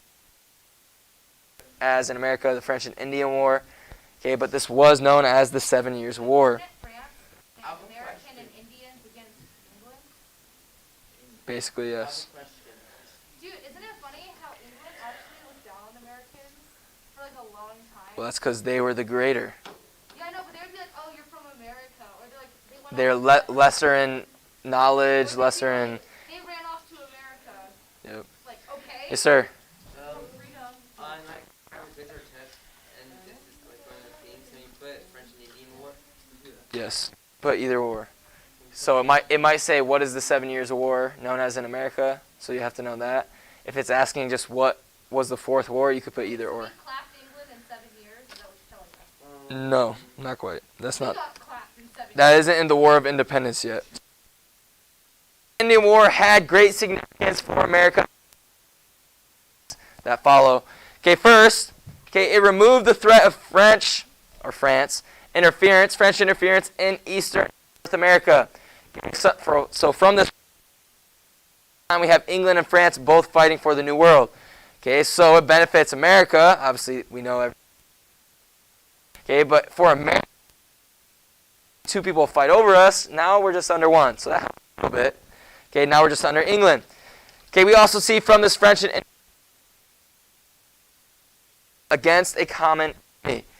Okay, obviously England fighting France. Okay, and now the Americans, or English people, still kind of Americans / English people, and the Indians fought for the territory of their new land. They took away from the French.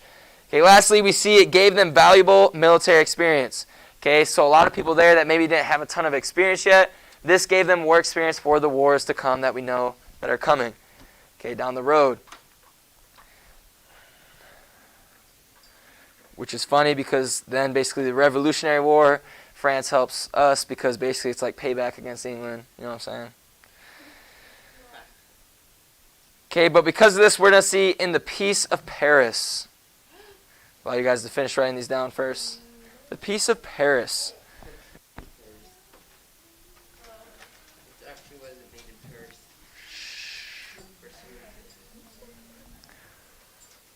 Everyone good? Everyone good? Okay, in the Peace of Paris of 1763, France surrendered Canada and all other possessions east of the Mississippi. Okay, except New Orleans, because that was their main, remember the whole thing with New Orleans and that area. Okay, even today they still have a lot of French heritage there. Okay, they were like, okay, we'll give you everything, but not this city. You know, we really like this place. Let us. It's a freaking party. The United States should take over Canada. Isn't that where they have what, Mardi Gras? It's like super big there. It's gross. It's gross there. It floods like every year. All right, here we go. And also Spain ceded Florida, okay, to England. So again, we're seeing England rise. Basically, they're going to become the owner, per se, of this new world. Okay. But because Spain gave up Florida, they received New Orleans of the Mississippi, later known as the Louisiana Territory. Shh, Amethyst, control yourself. I know you don't have notes. Control yourself. Okay, just a few more and then we are done today. Amethyst's favorite king, as she had mentioned earlier. Everyone good with this one? Austin? George the Third. George the Third. George the Third hoped to reverse the power of the English monarchy.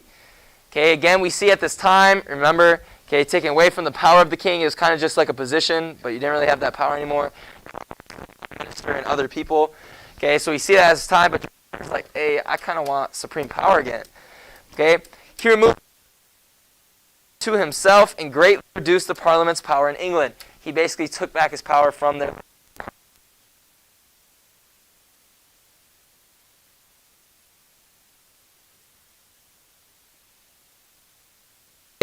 After about 1760, British became the rule rather than exception.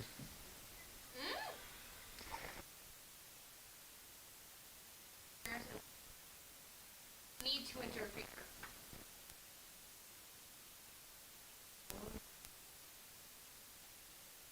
Let's do the stuff. The exception, like, Because remember, at the time, originally, do whatever you want, like, you have to follow us, but then now as they're growing, they're seeing the benefits they could get from the New World. Now they're like, hey, you have to do this, you have to do this, you have to do this, which is actually leads us to what we're going to talk about later on. Okay, one thing or belief that we learned in the time period, okay, it's kind of a little side note, okay, but we do need capitalism.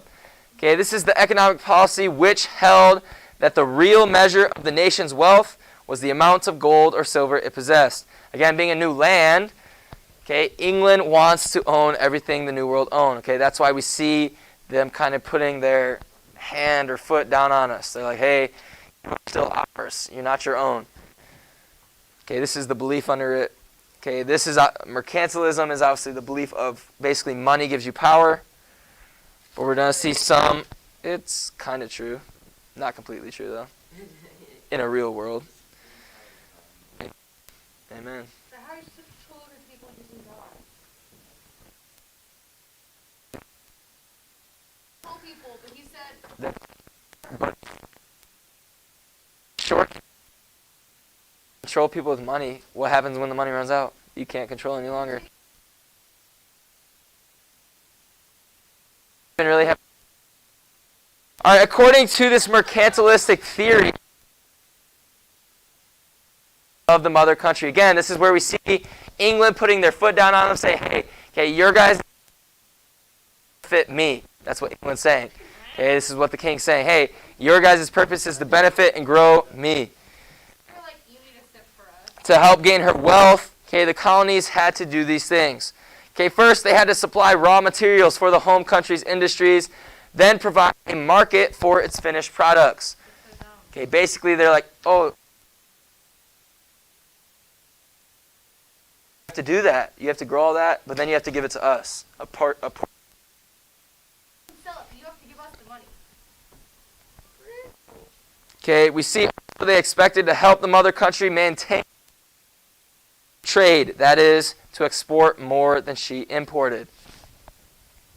Okay, so basically, watch. Stuff would come from, like Anna said a little bit, it would come from the motherland, so obviously we see tea, all the goods from the motherland that they had that we couldn't have in the New World because we weren't settled as much. These things being imported, say they bring one ship, then we send 3 ships back with all the stuff we've done. All right, that's kind of how it was done at this time. Okay, but this is going to bring us to the Congress. Finish this one quickly. This will probably be our last note for today. And then we'll move on tomorrow about the story and then probably finish. But I won't. See this happen. Because this is happening, again, America, they want a freedom. They're like, hey, we're growing. We're becoming kind of our own. Okay, let us continue to become our own. Okay, this is where people met when George III Beverly restricted their traditional English liberties. You can't do this. Do this. Of this new maintain their freedom and to represent Great Britain if possible. Okay, they're basically giving us freedom this whole time. Okay, now you're trying to control us. Okay, You need to put George III and Beverly. you're right. Sorry. Didn't mean to- No, thank you. I mean, you don't have notes, so it allows you to see a few more things. You know what I'm saying? Must have been on. All right. America's saying, hey, okay, we don't want a problem. Okay, we're okay with you being the motherland. Honestly, they were. America was. Okay, it was a system that worked. They're like, hey, we just want our freedom back. We want to be able to do what we want. We don't want to have to do these things for you. I mean, we'll do some. Okay, but we're not going to keep on going with these things. They're basically like, I don't start fights, but I'll finish it. That's what they're saying. All right, we'll finish the notes tomorrow as we're out of time. Okay, there is homework for tonight. Yes, there is. And as I told you, I believe there is a test this week.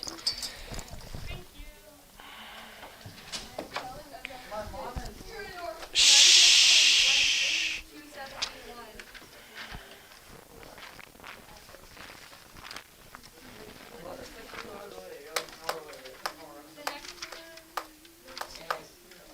You did all of them already? 1 through 4 all? All right, for tonight, we will have no homework. All right, enjoy it while it lasts. If you would like to do tomorrow's homework, do that, but there is no homework tonight for distant learners. Yeah, who are we playing tomorrow? Faith. Okay, tomorrow's homework is page 280. Questions 1 through 6 all. Page 280, questions 1 through 6 all. You guys are dismissed. We're playing Faith. We have JV and varsity tomorrow, Doug. Distant learners, let me know if you guys need anything. We will see you tomorrow.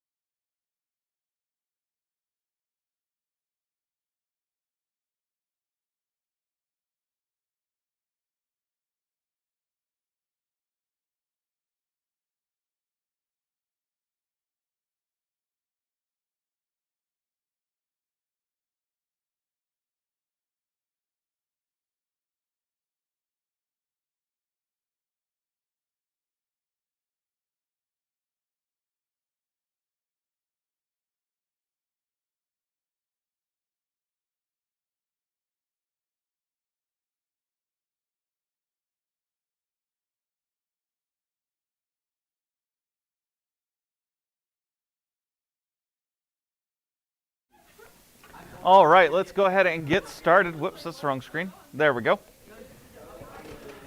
Hey guys, let's listen up. Let's get started. We're in geometry. We're dealing with 2.34, number 11. Let's go ahead and get right into it because we need to get through more than one proof today. Amethyst. Thank you. All right, so number 11 says that the median to any side of a triangle is less than 1/2 the sum of the other two sides.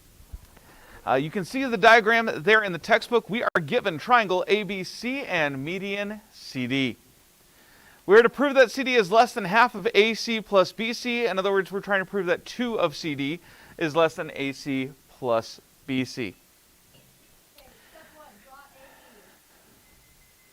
That's step 3. All right, number 2. As soon as my keyboard decides to, wake up. There we go. Okay, hold on. Yes, you're on your book, page 122. In your book's on page 122. You're following along the proof with me. And here we go, number 2.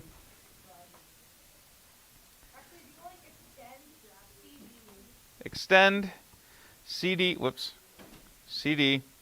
to E, making DE equal to DC.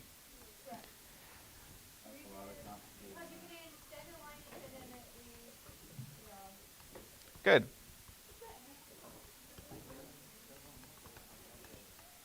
You know what? Nah. That's sufficient for a reason. All right.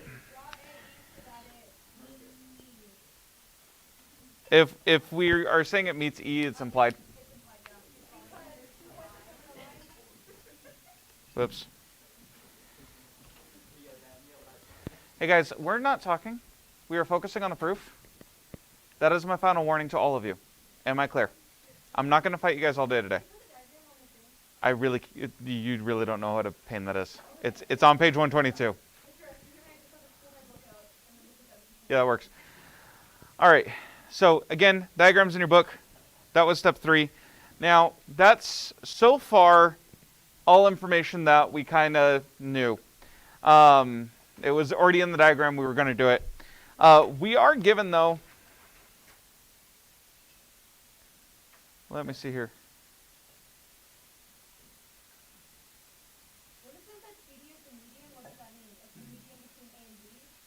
Yes. Okay. So what does that make D? A midpoint. Good. Thanks, Gabrielle. I haven't commented on the first 3 steps, but now you can use an input. All right, calm down. Okay. So by definition of median, we have a midpoint. If I have a midpoint, what else is true?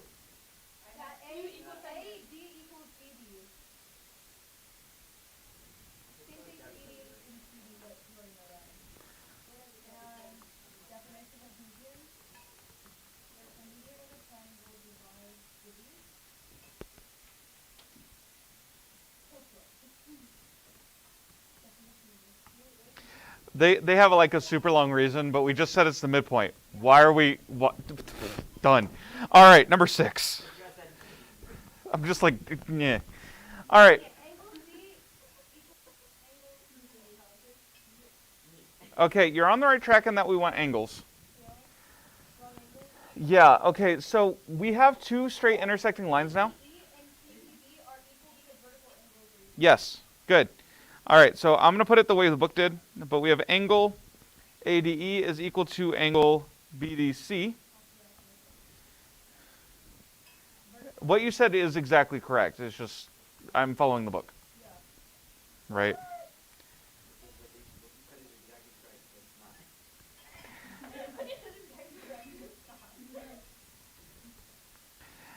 Okay, there's not a line in between there. That's the page break.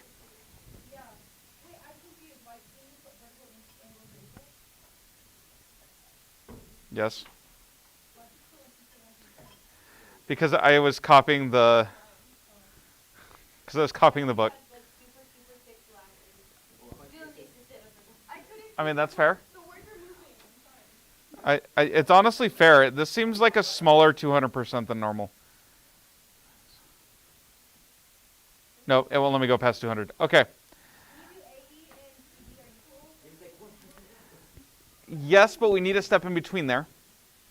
Okay. Nope. Hold on. Okay, guys. Just think real quick. Okay. We got AD equal to BD. Okay. We know that AE equals B. Wait, do we? What do we know? Hold on. I think we do know that. We do know that, don't we? Well, it's marked on the diagram that CD equals DE, but we haven't proven that. Yeah, you have. We have? Go up. Go up. Oh, hey. Yeah. Oh, we stated it in step 2. Okay, then yeah. So there's the other side. So, and then we have an angle in between. We have a triangle congruent. Yes, so we have triangle, ADE, congruent. Why does that symbol not work? Okay, whatever. Hold on. I gotta find this stupid congruent symbol now. Yeah, it's actually like a problem. Is that it? No. No, it's not. How blind am I? No, that's similar. What is that? I've never even seen that before. I don't even know what that is. Get that abomination out of here. Oof. Guys. What did you say? Ooh. Elijah, when did you get here? He's been in here. What are you guys talking about? No, he wasn't in the Bible. Wait, why does that have a dot above? Where is the regular congruent symbol? Congruent symbol Unicode.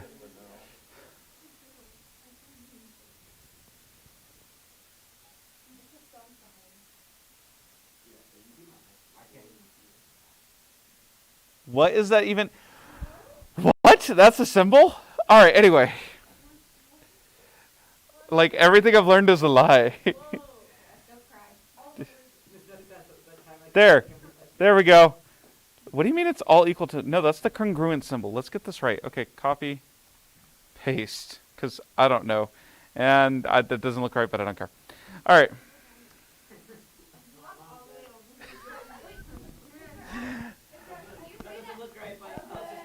What?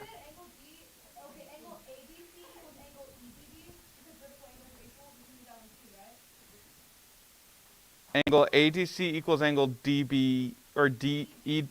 Yes, you could. I'm just not sure how to help you. Not really. All right. So that was by side angle side. I will try to figure out something with the congruent symbol later. I have no idea what's going on there. For now, it's copied in my clipboard. Ew. All right. Number 8. Okay, now you said something right before the congruent thing, Amethyst. What was it? Yeah. AE, yeah, because we need a congruent triangles in order to say it. Yep. Whoops. I swear. Okay, new keyboard. That's all I need to say. All right, number 9. Yeah. For knowing stuff you're supposed to know in class. All right, number 9. I mean, okay. Number 9. All right, now, let's see here. If I have a triangle, what do I know about 2 of the sides compared to the third side? Yeah.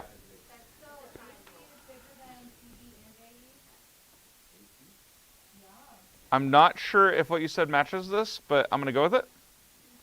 That's what you should have. AE plus AC, it must be greater than CE. No, it's still in the book. I'm just... Why didn't you use AB instead of CE? Like the other line. What? Okay, AE and AC is greater than CE. I'm looking at that triangle. Yeah, I know. Why didn't you use the other triangle? Because the other triangle is not going to help. Actually, no. We are involving BC in the next step for substitution. Okay. So this one is by the sum of any 2 sides of a triangle is greater than the third side. Okay. Then number 10, we can go through and state that, yep, and that's just by substitution. Because we said that AE equals BC up here. All right, number 11.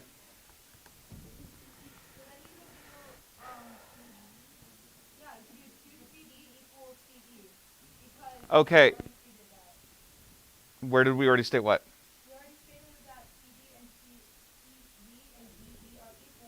We did? Okay. So you are absolutely correct. It's just going to take a little longer to get there because you can't just jump to it. Because we have to state that CE is equal to the two parts, then we have to substitute, then we can simplify. So you are absolutely correct. That's what approach we're going to take. We just got to do it one step at a time. Make sure we're not talking, Gabby. Thank you. So CE is equal to CD plus DE. Whoops, I accidentally hit subscript apparently. Because whole equals sum of all parts. Number 12, then CE, oh my word, is equal to CD plus CD by substitution with step 2, which then makes, whoops, CE equal to 2CD by, I'm just going to do algebraic simplification. So that way there's no argument about whether it's definition of multiplication or addition.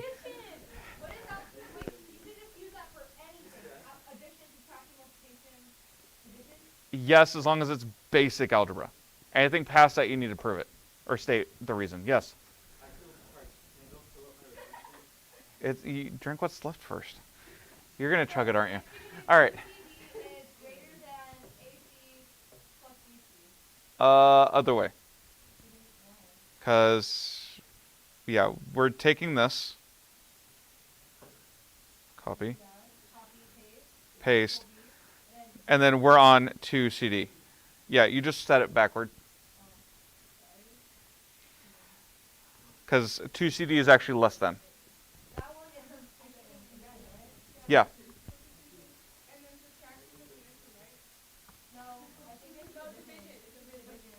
It's division, but we have to go through and state it using the inequality principle instead of just saying division because inequality. So if unequals are divided by unequals, the results are unequal in the same order. And again, we said in the context of this class, that's true as long as it's positive, but lines are always positive, so.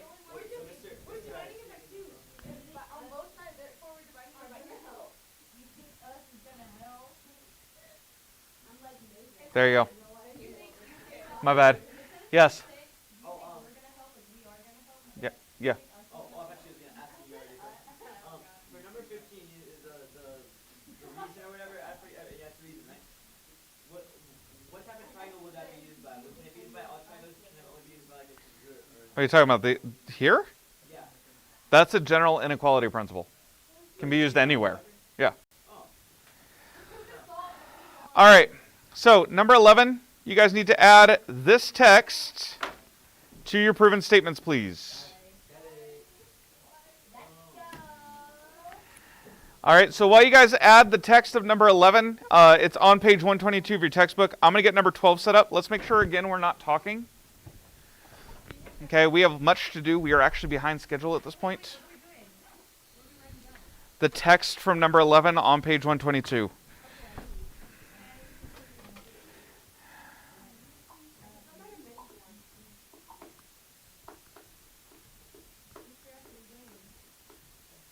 What?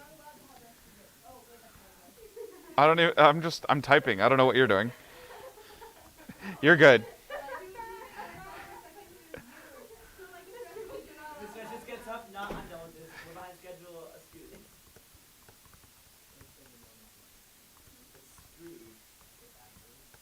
So what? So you tell me you can't read a screwdriver. That's like, hand me a screwdriver. Dad, you said a bad word. No, doesn't solve our context. Oh my goodness. Guys, page 122, number 11, that text. The median to any side of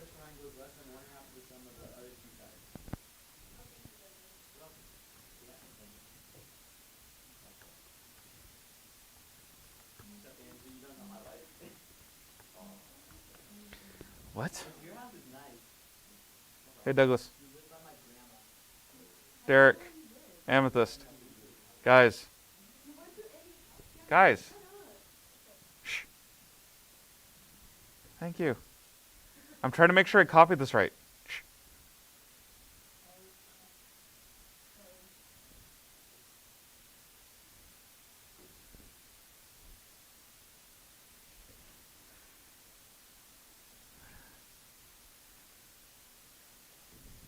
Okay. Why is this proof so long? You have triangle, therefore true. What? No. Okay, just add number 12 to your proven statements. I refuse. Yeah. If two lines are drawn to the ends of a given line from any point outside the line, then you have a triangle. Then their sum is greater than the sum of any other pair of lines drawn in the same way, but included... Oh, nope, never mind. We actually have to prove this one. I misread it.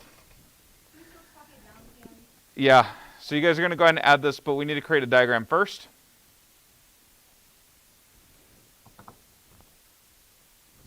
So let's go ahead and make a diagram.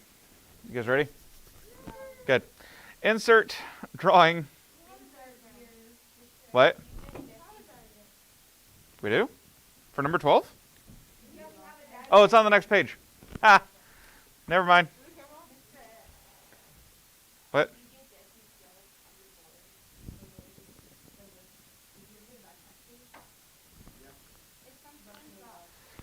Okay.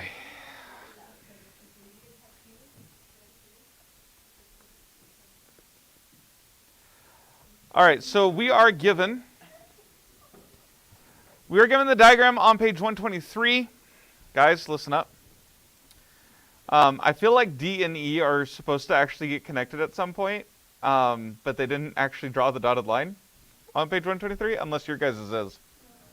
No? Okay, so go ahead and just draw that line in. You notice how there's two diagrams on the top of page 123? Okay, the first one has point D labeled, the second one has points D and E labeled.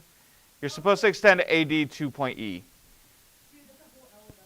Yeah, anyway, look, accidents happen. All right.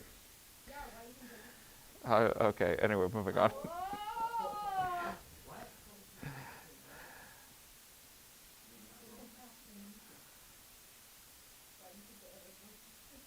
And we're done.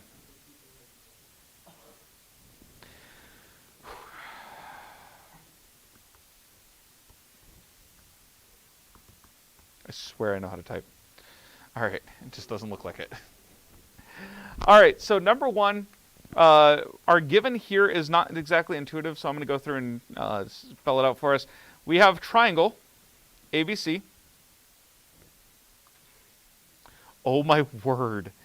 I am not used to this keyboard yet. Triangle, ABC.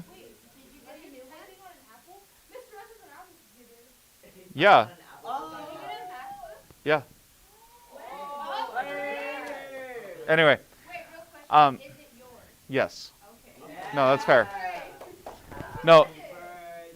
It just finally came in Friday.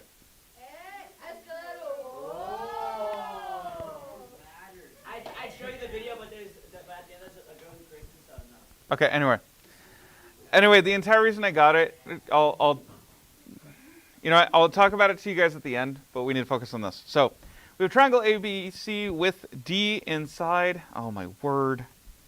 The triangle joined to points A and B. Okay? That is our given information. Let's make sure we're not talking. Okay, this has to come off. My finger is like straight up swelling. It's my wedding ring, but it's thicker. So there are times where, like, when the weather is like this, I can't actually wear it. My grandma once told me she only took off her ring and then she divorced her. Be quiet. Okay, anyway. All right, so we're going to extend AC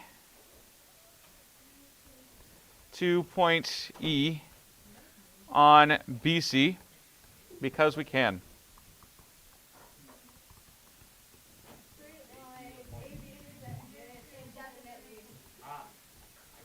All right. So again, we have a triangle here. Okay. So in that case, what I originally thought it was saying is that if we just connect outside a line, then it's going to be longer than the line, which is a trivial proof. Yeah, I don't know. Anyway, what it's saying, though, is that if we have a line inside the triangle, or if we have a connection inside the triangle, then it's going to be shorter. If we go less out of the way, it's shorter. Duh. Okay, anyway, so here we go. Unless it's in the California roadway system, in which case sometimes it's faster. All right. That is literally a term called the California stop. Just 'cause of it. Yeah, okay. Number 3. So because we have triangles, listen up. Because we have triangles, AC plus CE must be greater than AE, and DE plus EB must be greater than DB. Okay, look in the diagram. Okay. AC plus CB must be greater than AE, and then DE plus EB must be greater than DB. Okay?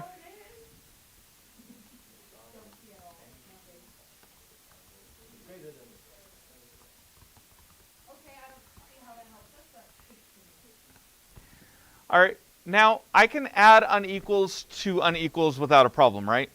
As long as I keep everything in the same order. So AC plus CE plus DE plus EB must be greater than AE plus DB.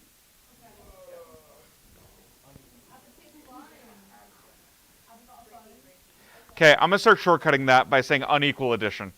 All right. What? The long version is if unequals are added to unequals of the same order, the results are unequal in the same order. Oh, okay.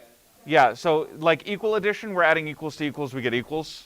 With unequals, we can do it as long as we keep everything in the same order. Can you also say that for unequal subtraction? Yeah, I'm going to start doing that. Hey, guys. Guys. Quiet. Thank you. Number 5. Amethyst. Number 5, I know that AE must equal AD plus DE.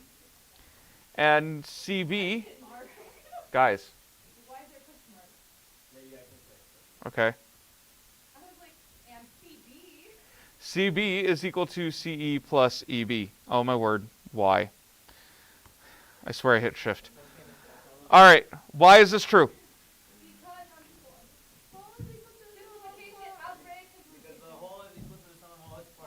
Now, given that information, what can I do?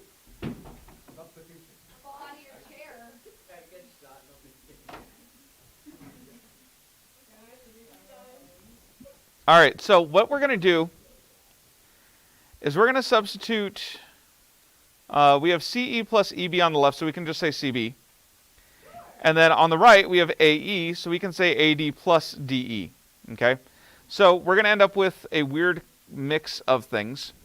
But we have AC plus, wait, this is 6? Yeah. CB plus DE. Let's again make sure we're not talking. Okay? Seriously, guys, I don't understand what's hard about this. Thank you. Which is greater than AD plus DE, plus DB. And that's through substitution. Okay. Well, now, again, the whole goal here, and they gave it to us on here to prove in this thing, that AC plus BC is greater than AD plus BD. So what allows me to do that?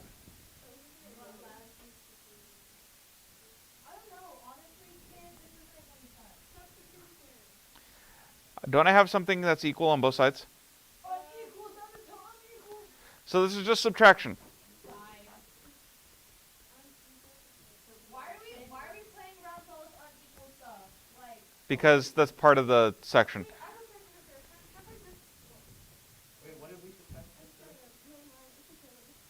No, I didn't, what? Okay. Anyway, long version of this is if equals are subtracted from unequals, the results are unequal in the same order. I'm just starting to get where I don't care enough about the distinction. Yeah. We're trying to prove that if you take a shorter path inside a triangle, then it's going to be smaller than if you went the longer path on the outside. What? We subtracted DE from both sides in step 6. All right. Again, make sure that that gets added to your proven statements, and that is the end of 2.34. All right, 2.35 is all indirect proofs. No. All right, 2.36 is your bonus section, so 2.37. Wait, so what does so is 2.36 like the sign or anything? Yeah, when I give you guys your homework, I told you guys you can do 2.36 for bonus. Oh, okay. All of it? Yeah, or any of it. It's due Wednesday, right? Yeah. Okay, can you put all the At the end, yes. I have it all written down. It's in the mind. All right, we're on 2.37, number 1. Oh yeah, we got a lot to do. No, I said that was the end of 2.34. Yeah, like, the first day we started like non-proofs, we said that we had to finish until 6.37. Because in 2.37, we have 1, 2, 3, 4, 5, 6, 7, 8 proofs. So, yeah. 8 that I'm doing in class. Because I forget why I gave up on number 6. Because I just have it crossed out in my book, and I don't remember why. Oh, because it's a construction proof and ew. All right, 2.37. Let's again make sure we're not talking. Okay, what did I do here? This is heading 1. Okay. Amethyst. Amethyst Carwin. Be quiet. Wait, I'm confused. When you're doing these in class, why don't you take them off from here and have them just step over? No, you could literally click Control P, and then you're done. That assumes I have printers set up at the moment. What? That assumes I have printers working right now. Which I do not do. Which I do not have. Well, yeah. All right, number 1. You just said, well, yeah. E is any point in the diagonal DB 2.37 number 1. I thought that was fairly clear from my labeling. We just get 235. If you had stopped talking over me, you would have heard me. No, listen. No, listen. If you had stopped talking over me, you would have heard me. Say 235 is just indirect method proofs, so no. 2.36 is bonus, so we're going to go to 2.37 number 1. I went through all this, specifically so I wouldn't have to deal with this question.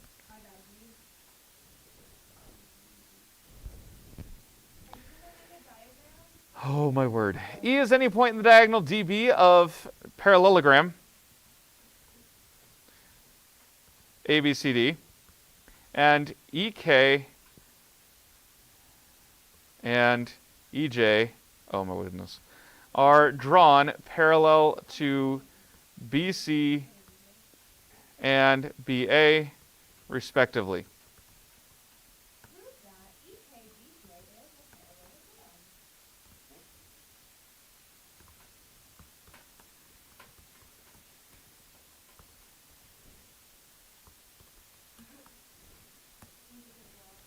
All right, let's go through and draw ourselves a parallelogram. So insert, drawing, new. All right. Fortunately, I can just draw a parallelogram. Okay.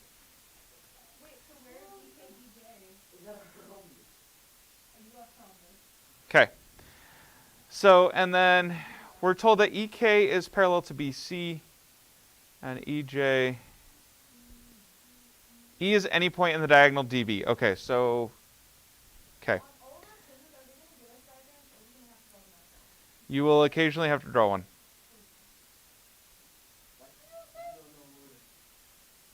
Okay. This is not lined up yet. Give me a second.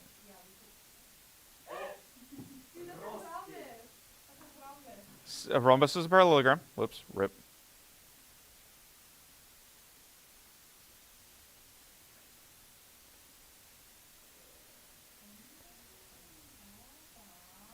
Okay, I think that's in line with the diagonal.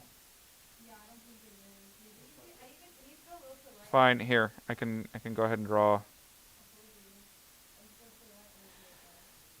Oh, delete.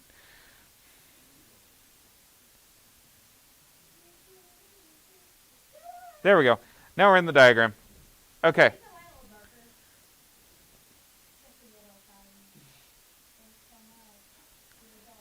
Oh, my word.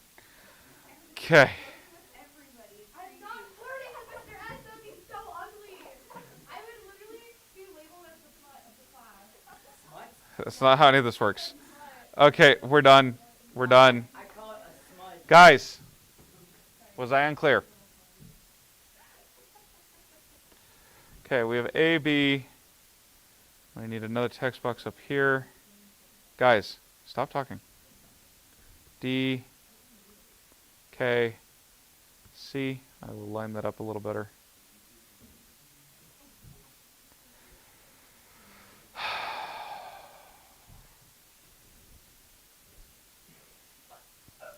And we have J and E.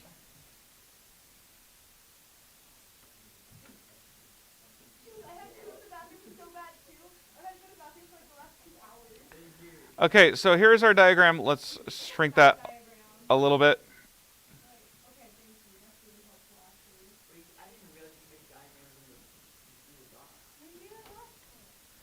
Yeah, I've done this before. All right, guys. So let's go ahead and get started with our table.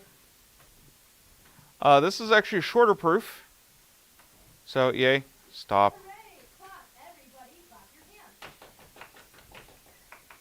But why? Guys.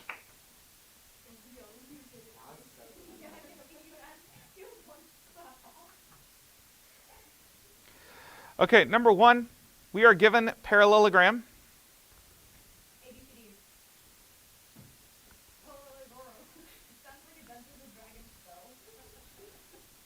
It does. Oh my goodness. Okay, anyway. With EK.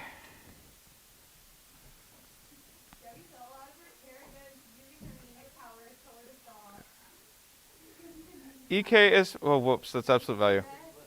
She's fine. Isn't it harder to pick somebody else when they're passed out? Yeah, it's dead weight. Why don't I have a parallel symbol? Okay, fine, I'll do it this way.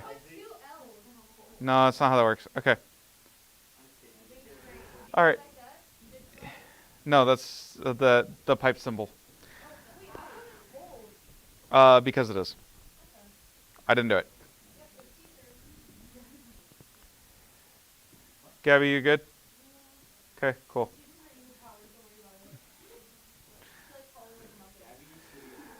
All right, so we have EK parallel to BC, and we have EJ parallel to BA. Don't we have to say that E is in the... I guess it's not relevant. No, not at all. Why is that? Okay, cool. Nah, it's not necessary, like, at all. This whole thing is provable without that. All right, so I have CD is parallel to... Oh, that's why. That's why I have to use the equation environment. Okay, so we have CD parallel to BA, and AD parallel to BC.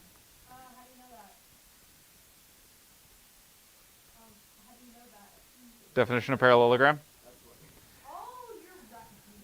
Okay, anyway. Now EJ is parallel to CD, and EK is, whoops. Yep, because two lines parallel to a third line are parallel to each other. Then,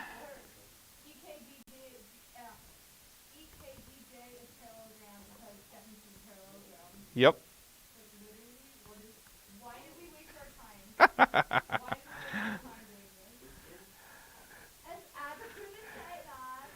All right, add number one to your proven statements. Are you okay there? Hold on. If E is any point in the diagonal,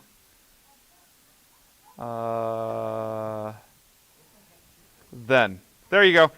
So here's what you guys are adding to proven statements.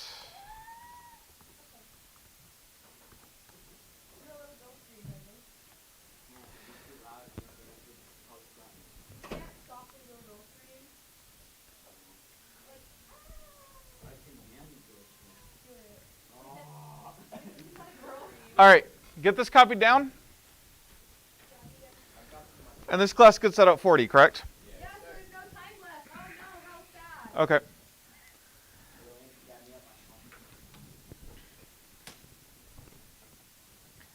Andrew, you're not borrowing my proven Guys, sit down and fill in your proven statement.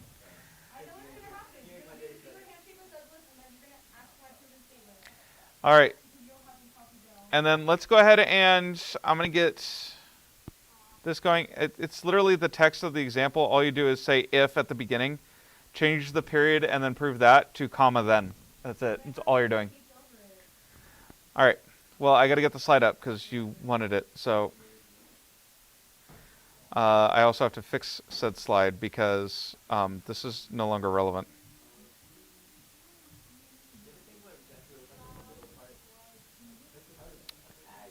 Oh, yeah, he does, but I can't pull up. Is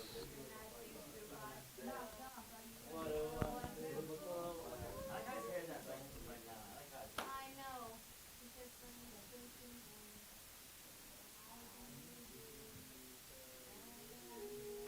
guys. Yes. Huh? No, again, all you have to do is change the beginning statement. It's number 1. Just write if at the beginning, change the period and the phrase prove that to comma then. Oh, yeah, thank you.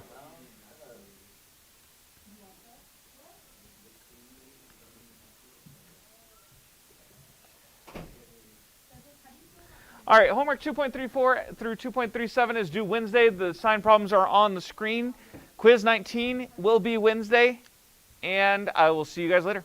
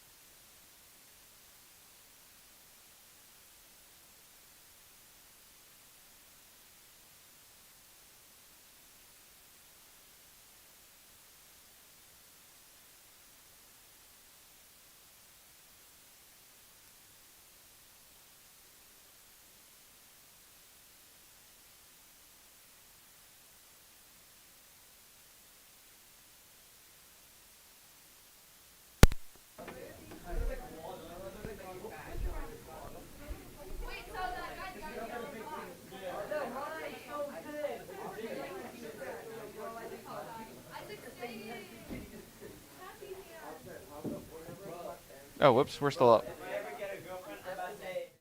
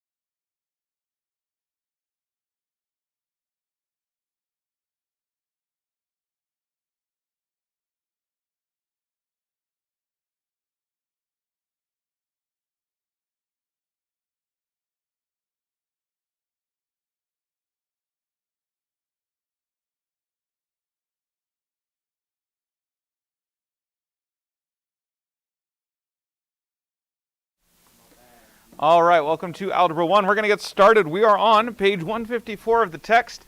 Page 154 of the text. Make sure you join me there. Make sure you guys are not eating and that your masks are on, covering your nose and mouth. You guys are fine. This is your lunch. Okay, so we're on page 154. Page 154. We're dealing with 5.1. 5.1 is solving systems by graphing. Well, in order for us to know what a... Gentlemen.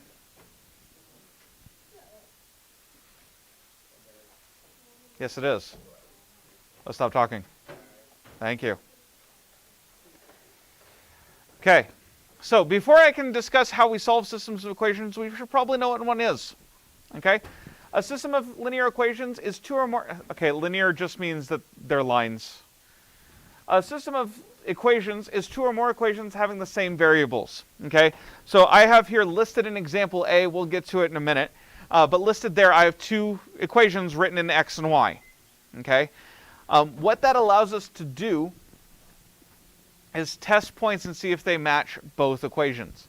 And that's really what that is. Now, systems are often shown with a curly brace. However, this book does not do that. Okay, so you'll see me do this. Let's have it. Okay, and that means these two equations are linked together in a system. That's all that means. I don't want to say it's not necessary, but like the book doesn't think so, but like I've only ever seen it with it outside of Abeka, so moving on. All right. The solution to a system of equations is the ordered pair that satisfies all the equations in the system simultaneously. Okay? So what that means is when we test a point, we have to make sure it works in all equations at the same time. Okay? For instance, and I'm going to just show it graphed. Okay, we'll talk more about how all that works here. Okay, but just bear with me. I'm going to show it real quick. Let's see here.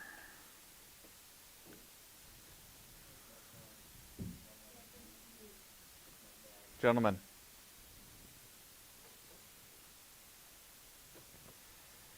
All right, so we are on 2x plus 3y equals 12.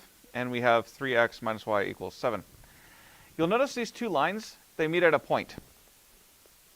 Okay, does that make sense? And so that point of intersection is what we mean when we say the solution of a system of equations. It's anywhere the points, or it's anywhere that the graphs intersect. Okay, does that make sense? Now, we can find that point of intersection multiple ways. One is graphing, which is what we're going to talk about today. One is going to be just using, or actually the other two are going to be using algebra. And of the three, the two using algebra are the faster ones because you don't have to graph. Okay? But let's talk about how we check if something's a solution in the first place. So example 5.1a, we are given these two equations and told to check each of the following points. I have a slide for each point, so you only see one point right now. Each of the following points to see if they work. And so the first thing I do is I check it in the first one. 2 times 2 plus 3 times 1 is equal to 12. I just plug in x and y. Okay? Then I get 4 plus 3 equals 12. Is that true?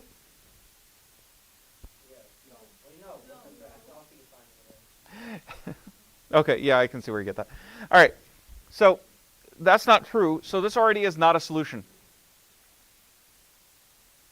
If it fails 1, it doesn't matter. It's out. It's not a solution. Not if you're just checking to see if a point is a solution. Like to find the solution, yes, we'll talk about that though. But right now we're just testing, is this point a solution? All right, on the next one we're told to check 3 over 2 and 3. So if I take 2 times 3 over 2 plus 3 times 3, we need to see if that equals 12. Well, 2 cancels, so 3 plus 9 equals 12. Is that true? Yes, 12 equals 12, not a problem. So now we have to check the other equation. Okay? Just because it works in the first one doesn't mean it works in the second one. So now we're going to plug in to, and I'm going to just use a different color to show that we're doing a different equation. Whoops. We have 3 times x minus y is equal to 7. Well, then I get 9 over 2 minus 3 equals 7. Yeah, already this is going to be a problem, right? Like, that's not going to equal 7 if we have a fraction. Okay? So this is not a solution.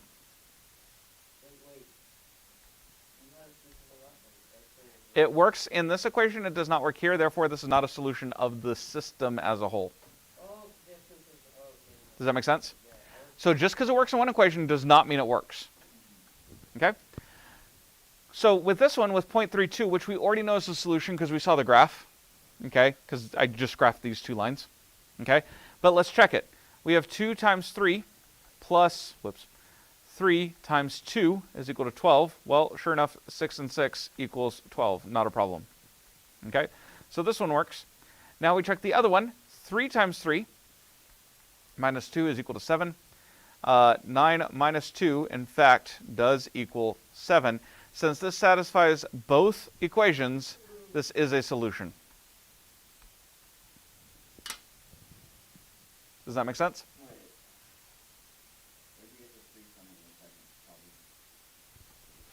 The second equation? Oh, yeah. Cool. We good? All right, so that's how you test if a point you're given is a solution of the system. Okay, you just plug it in because it's the fastest way to do it. One method used to find the solution is to graph each equation on the same pair of axes like I did over here. Okay, this is one way of solving a system. I know that there's one solution. I know it's 3 over 2. Is that how you say it, axes? Yeah. Not axes. Axis is singular, axes is plural. You don't say axes. Yeah. Axes. It's axes. All right. Moving on. Not to be mistaken with axes, which is spelled the same way. Okay. There is axis in math. Okay. The plural is spelled with an E. So in math it's pronounced axes. Because, however, this, if we talk about the tool, is axes. English. All right. I don't know. All right, and I'm out. Yeah, we're moving on. All right, so Austin, just stop. Stop. Okay. There are 3 possible relationships between 2 lines in the Cartesian plane. Please make sure you join me on page 155 so you guys can see what I'm talking about. Gentlemen, stop talking. Silence. Make sure you guys are looking at the graphs on page 155, table A. There are 3 possibilities of 2 lines. First of all is you have intersecting lines, which is the case that we assume we have most of the time, where we're going to get 1 point, and that's our answer. However, there is the possibility that we actually have parallel lines, in which case they won't intersect, in which case we don't have a solution. So we just write no solution. Okay? Then there's the possibility that we just have the same line rebranded, okay, where it wasn't immediately obvious because graphing. And they're actually the same line, in which case it has infinite solutions because all the points work. Like, all the points of one line works for all the points of the other line. So we just say that line is the solution. Okay, does that make sense? So that is your possibilities there.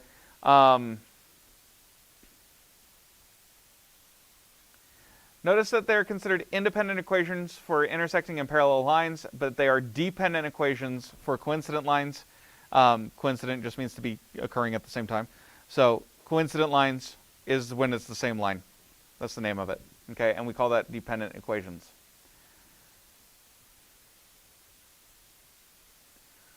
Also the term consistent or inconsistent. Okay, consistent is when you have a solution. Inconsistent is when you don't have a solution. So when you write no solution because it's parallel lines. Okay, summary is on table A on page 155. I highly recommend studying that. When preparing linear equations, use one of the following methods from chapter 3. Either you can prepare a table of values, you can use your xy intercepts, you can do slope intercept form. Okay. Personally, I tend to go toward the last one because then it's really obvious if it's the same line before I even graph. Because if you put both of them in slope intercept form and it's the same line, you'll get the same numbers. All right. Let me see here. As each line is graphed, label it with the respective equation.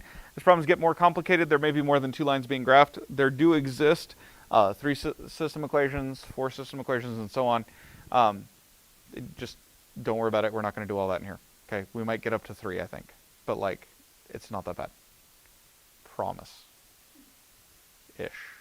Okay. labeling the lines helps eliminate that confusion. So let's look at example 5.1b. We are told we are given this system of equations, rather, x plus y is equal to 9, and x minus y equals 5. Now, I can use whichever method I want to graph the line. I grab slope-intercept because that's my preference. Okay, it's by no means required. So, in blue, let's just take this one, and normally what I do is I take the top one and just kind of copy it over to the right and work down, and then I work the bottom one underneath it. That's how I keep things neat. You need to come up with your own system if you don't like that one. Okay? So I'm going to solve this one. We're going to subtract x from both sides. We get y is equal to negative x plus 9. Cool, that gives me a negative 1 over 1 slope, and 9 is where I start. In the second equation, I have negative y equal, whoops, nope, I don't want to do that. I end up with negative y equals negative x plus 5, multiplying everything by negative 1, y equals x minus 5. Okay, good? So those are my two lines. That's what we're going to draw. So let's go ahead and create our graph. I can already tell you I'm not going to have enough room to do 1 to 1, so each line is 2 in this example. So this will be 2, 4, 6, 8, 10, 2, 4, 6, 8, 10, negative 2, negative 4, negative 6, negative 8, negative 10, and negative 2, negative 4, negative 6, negative 8, negative 10. All right, so we have our axes set up. This is my x-axis, this is my y-axis.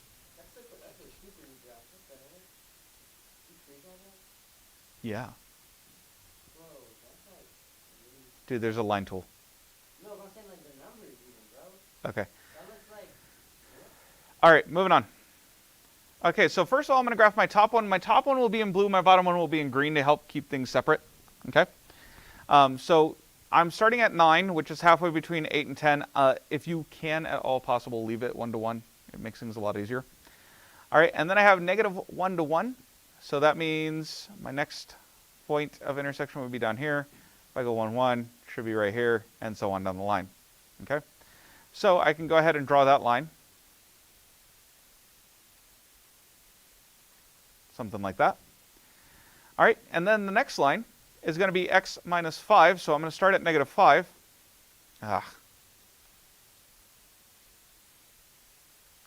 And again, this one is also 1 to 1.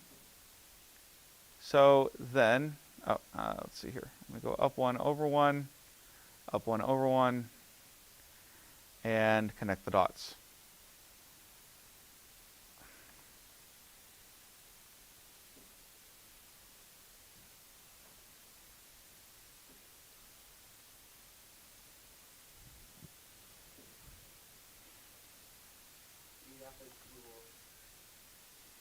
Okay, I'm going to actually miss that point a little bit because I know that the answer's what?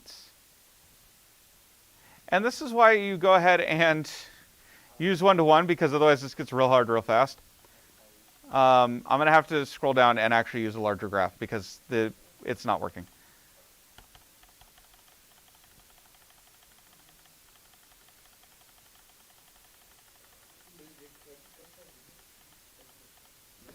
Okay. So let's go ahead and redraw our graph. Everything is going to be 1. Problem when the solution is an odd number. Okay, fortunately I can go narrow because I know what's going to happen. All right. Okay. All right, so this is x and y. Again, I'm going to draw the top one in blue. So 1, 2, 3, 4, 5, 6, 7, 8, 9. Really? Okay, there is the point. And then it's negative x, so down 1 to the right 1, down 1 to the right 1, and so on. Okay, good? Cool. Hey, Austin. Okay, cool. All right, so there is my graph. Hopefully I'm over to the left far enough. All right, at negative 5, awesome, let it go. Seriously, dude. It's funny the first time, not the 30th. 1, 2, 3, 4, 5. Okay, up 1, over 1. Gentlemen, silence. Up 1, over 1. And then we connect the dots.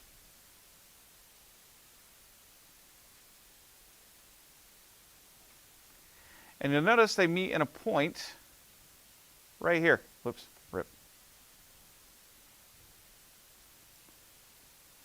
They meet right here. I know that is an awful color combination, but I don't care. All right, so we count to the right. 1, 2, 3, 4, 5, 6, 7. So this is at 7, and it's up 2. That is my solution. That's how you do it. Notice you have to be real careful with your graphing. You have to be really precise with your ruler. And can you see why I usually suggest we solve algebraically? Like with math? Okay? It's to the right 7, up 2. X is first. 1, 2, 3, 4, 5, 6, 7, 1, 2.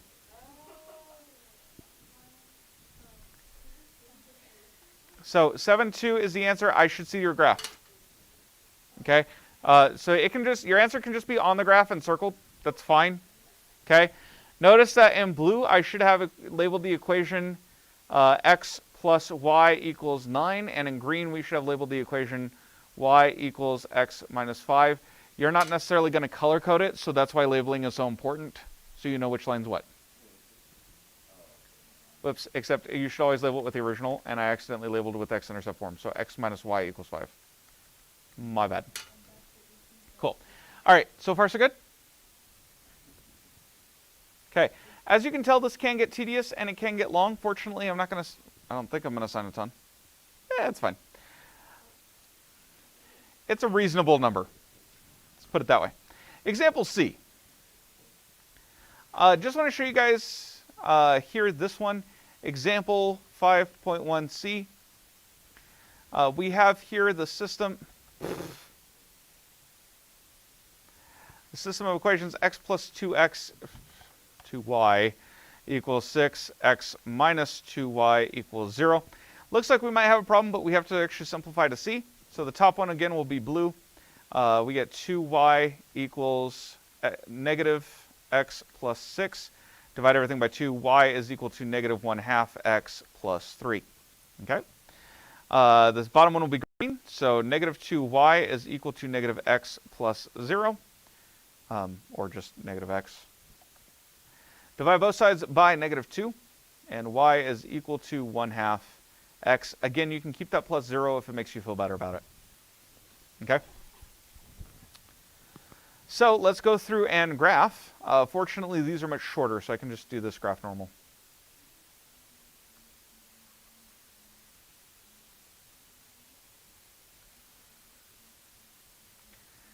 Okay, in this graph, every line is 1. I did not leave myself enough room.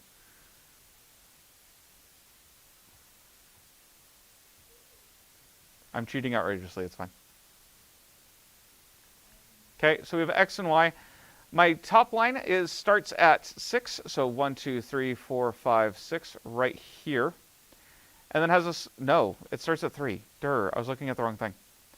All right, starts at 3. We go down 1 to the right 2. Down 1, right 2.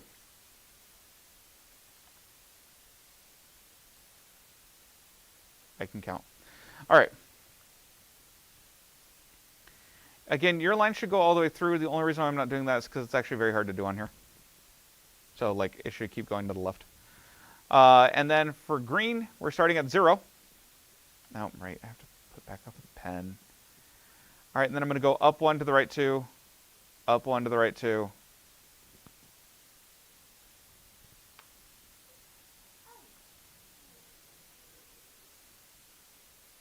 And connect the dots.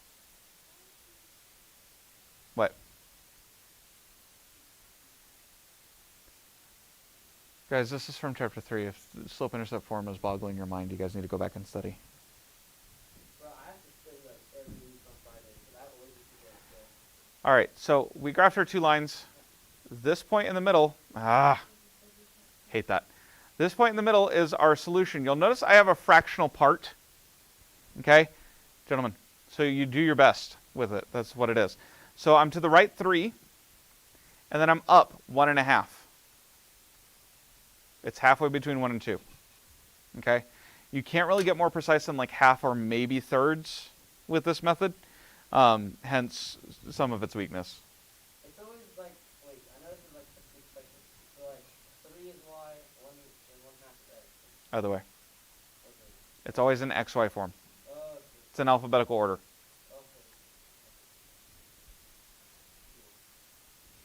Okay. Okay? Yes?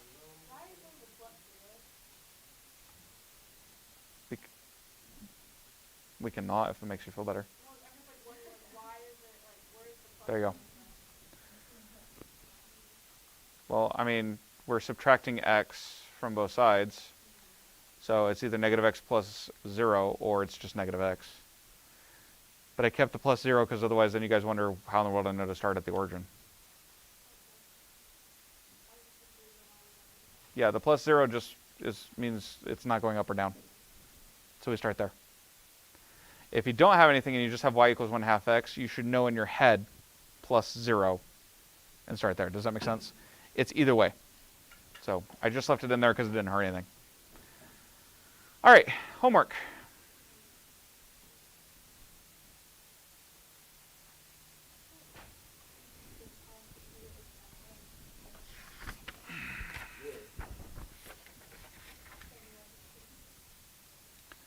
All right, homework. You have practice 5.1 blue. Due tomorrow. Those of you in class, please bring it on paper. Okay? Like graphed, everything. Don't do like a separate sheet of paper for your answers and stuff. Just put everything one sheet, like all together. Okay? Your graphs do have to be on graph paper. Graph paper is a required supply for this class. You guys are required to have it. If there's an issue with that, talk to me in a minute. All right? Okay. Anyway, however, the ones where it's telling you to determine if it's a solution, that part can be on loose leaf paper, and then use graph paper for your graphs. Like, that's fine. I'll take that question in a minute. So make sure that your graph is on paper. What we're going to do is we're going to actually grade it tomorrow, and then we're going to do some review with it, because Wednesday you have quiz 15 over 5.1. Okay, and I want to make sure we have this down before we go further. All right? Yes? No. It may come up, but it won't be like every single section. Yeah.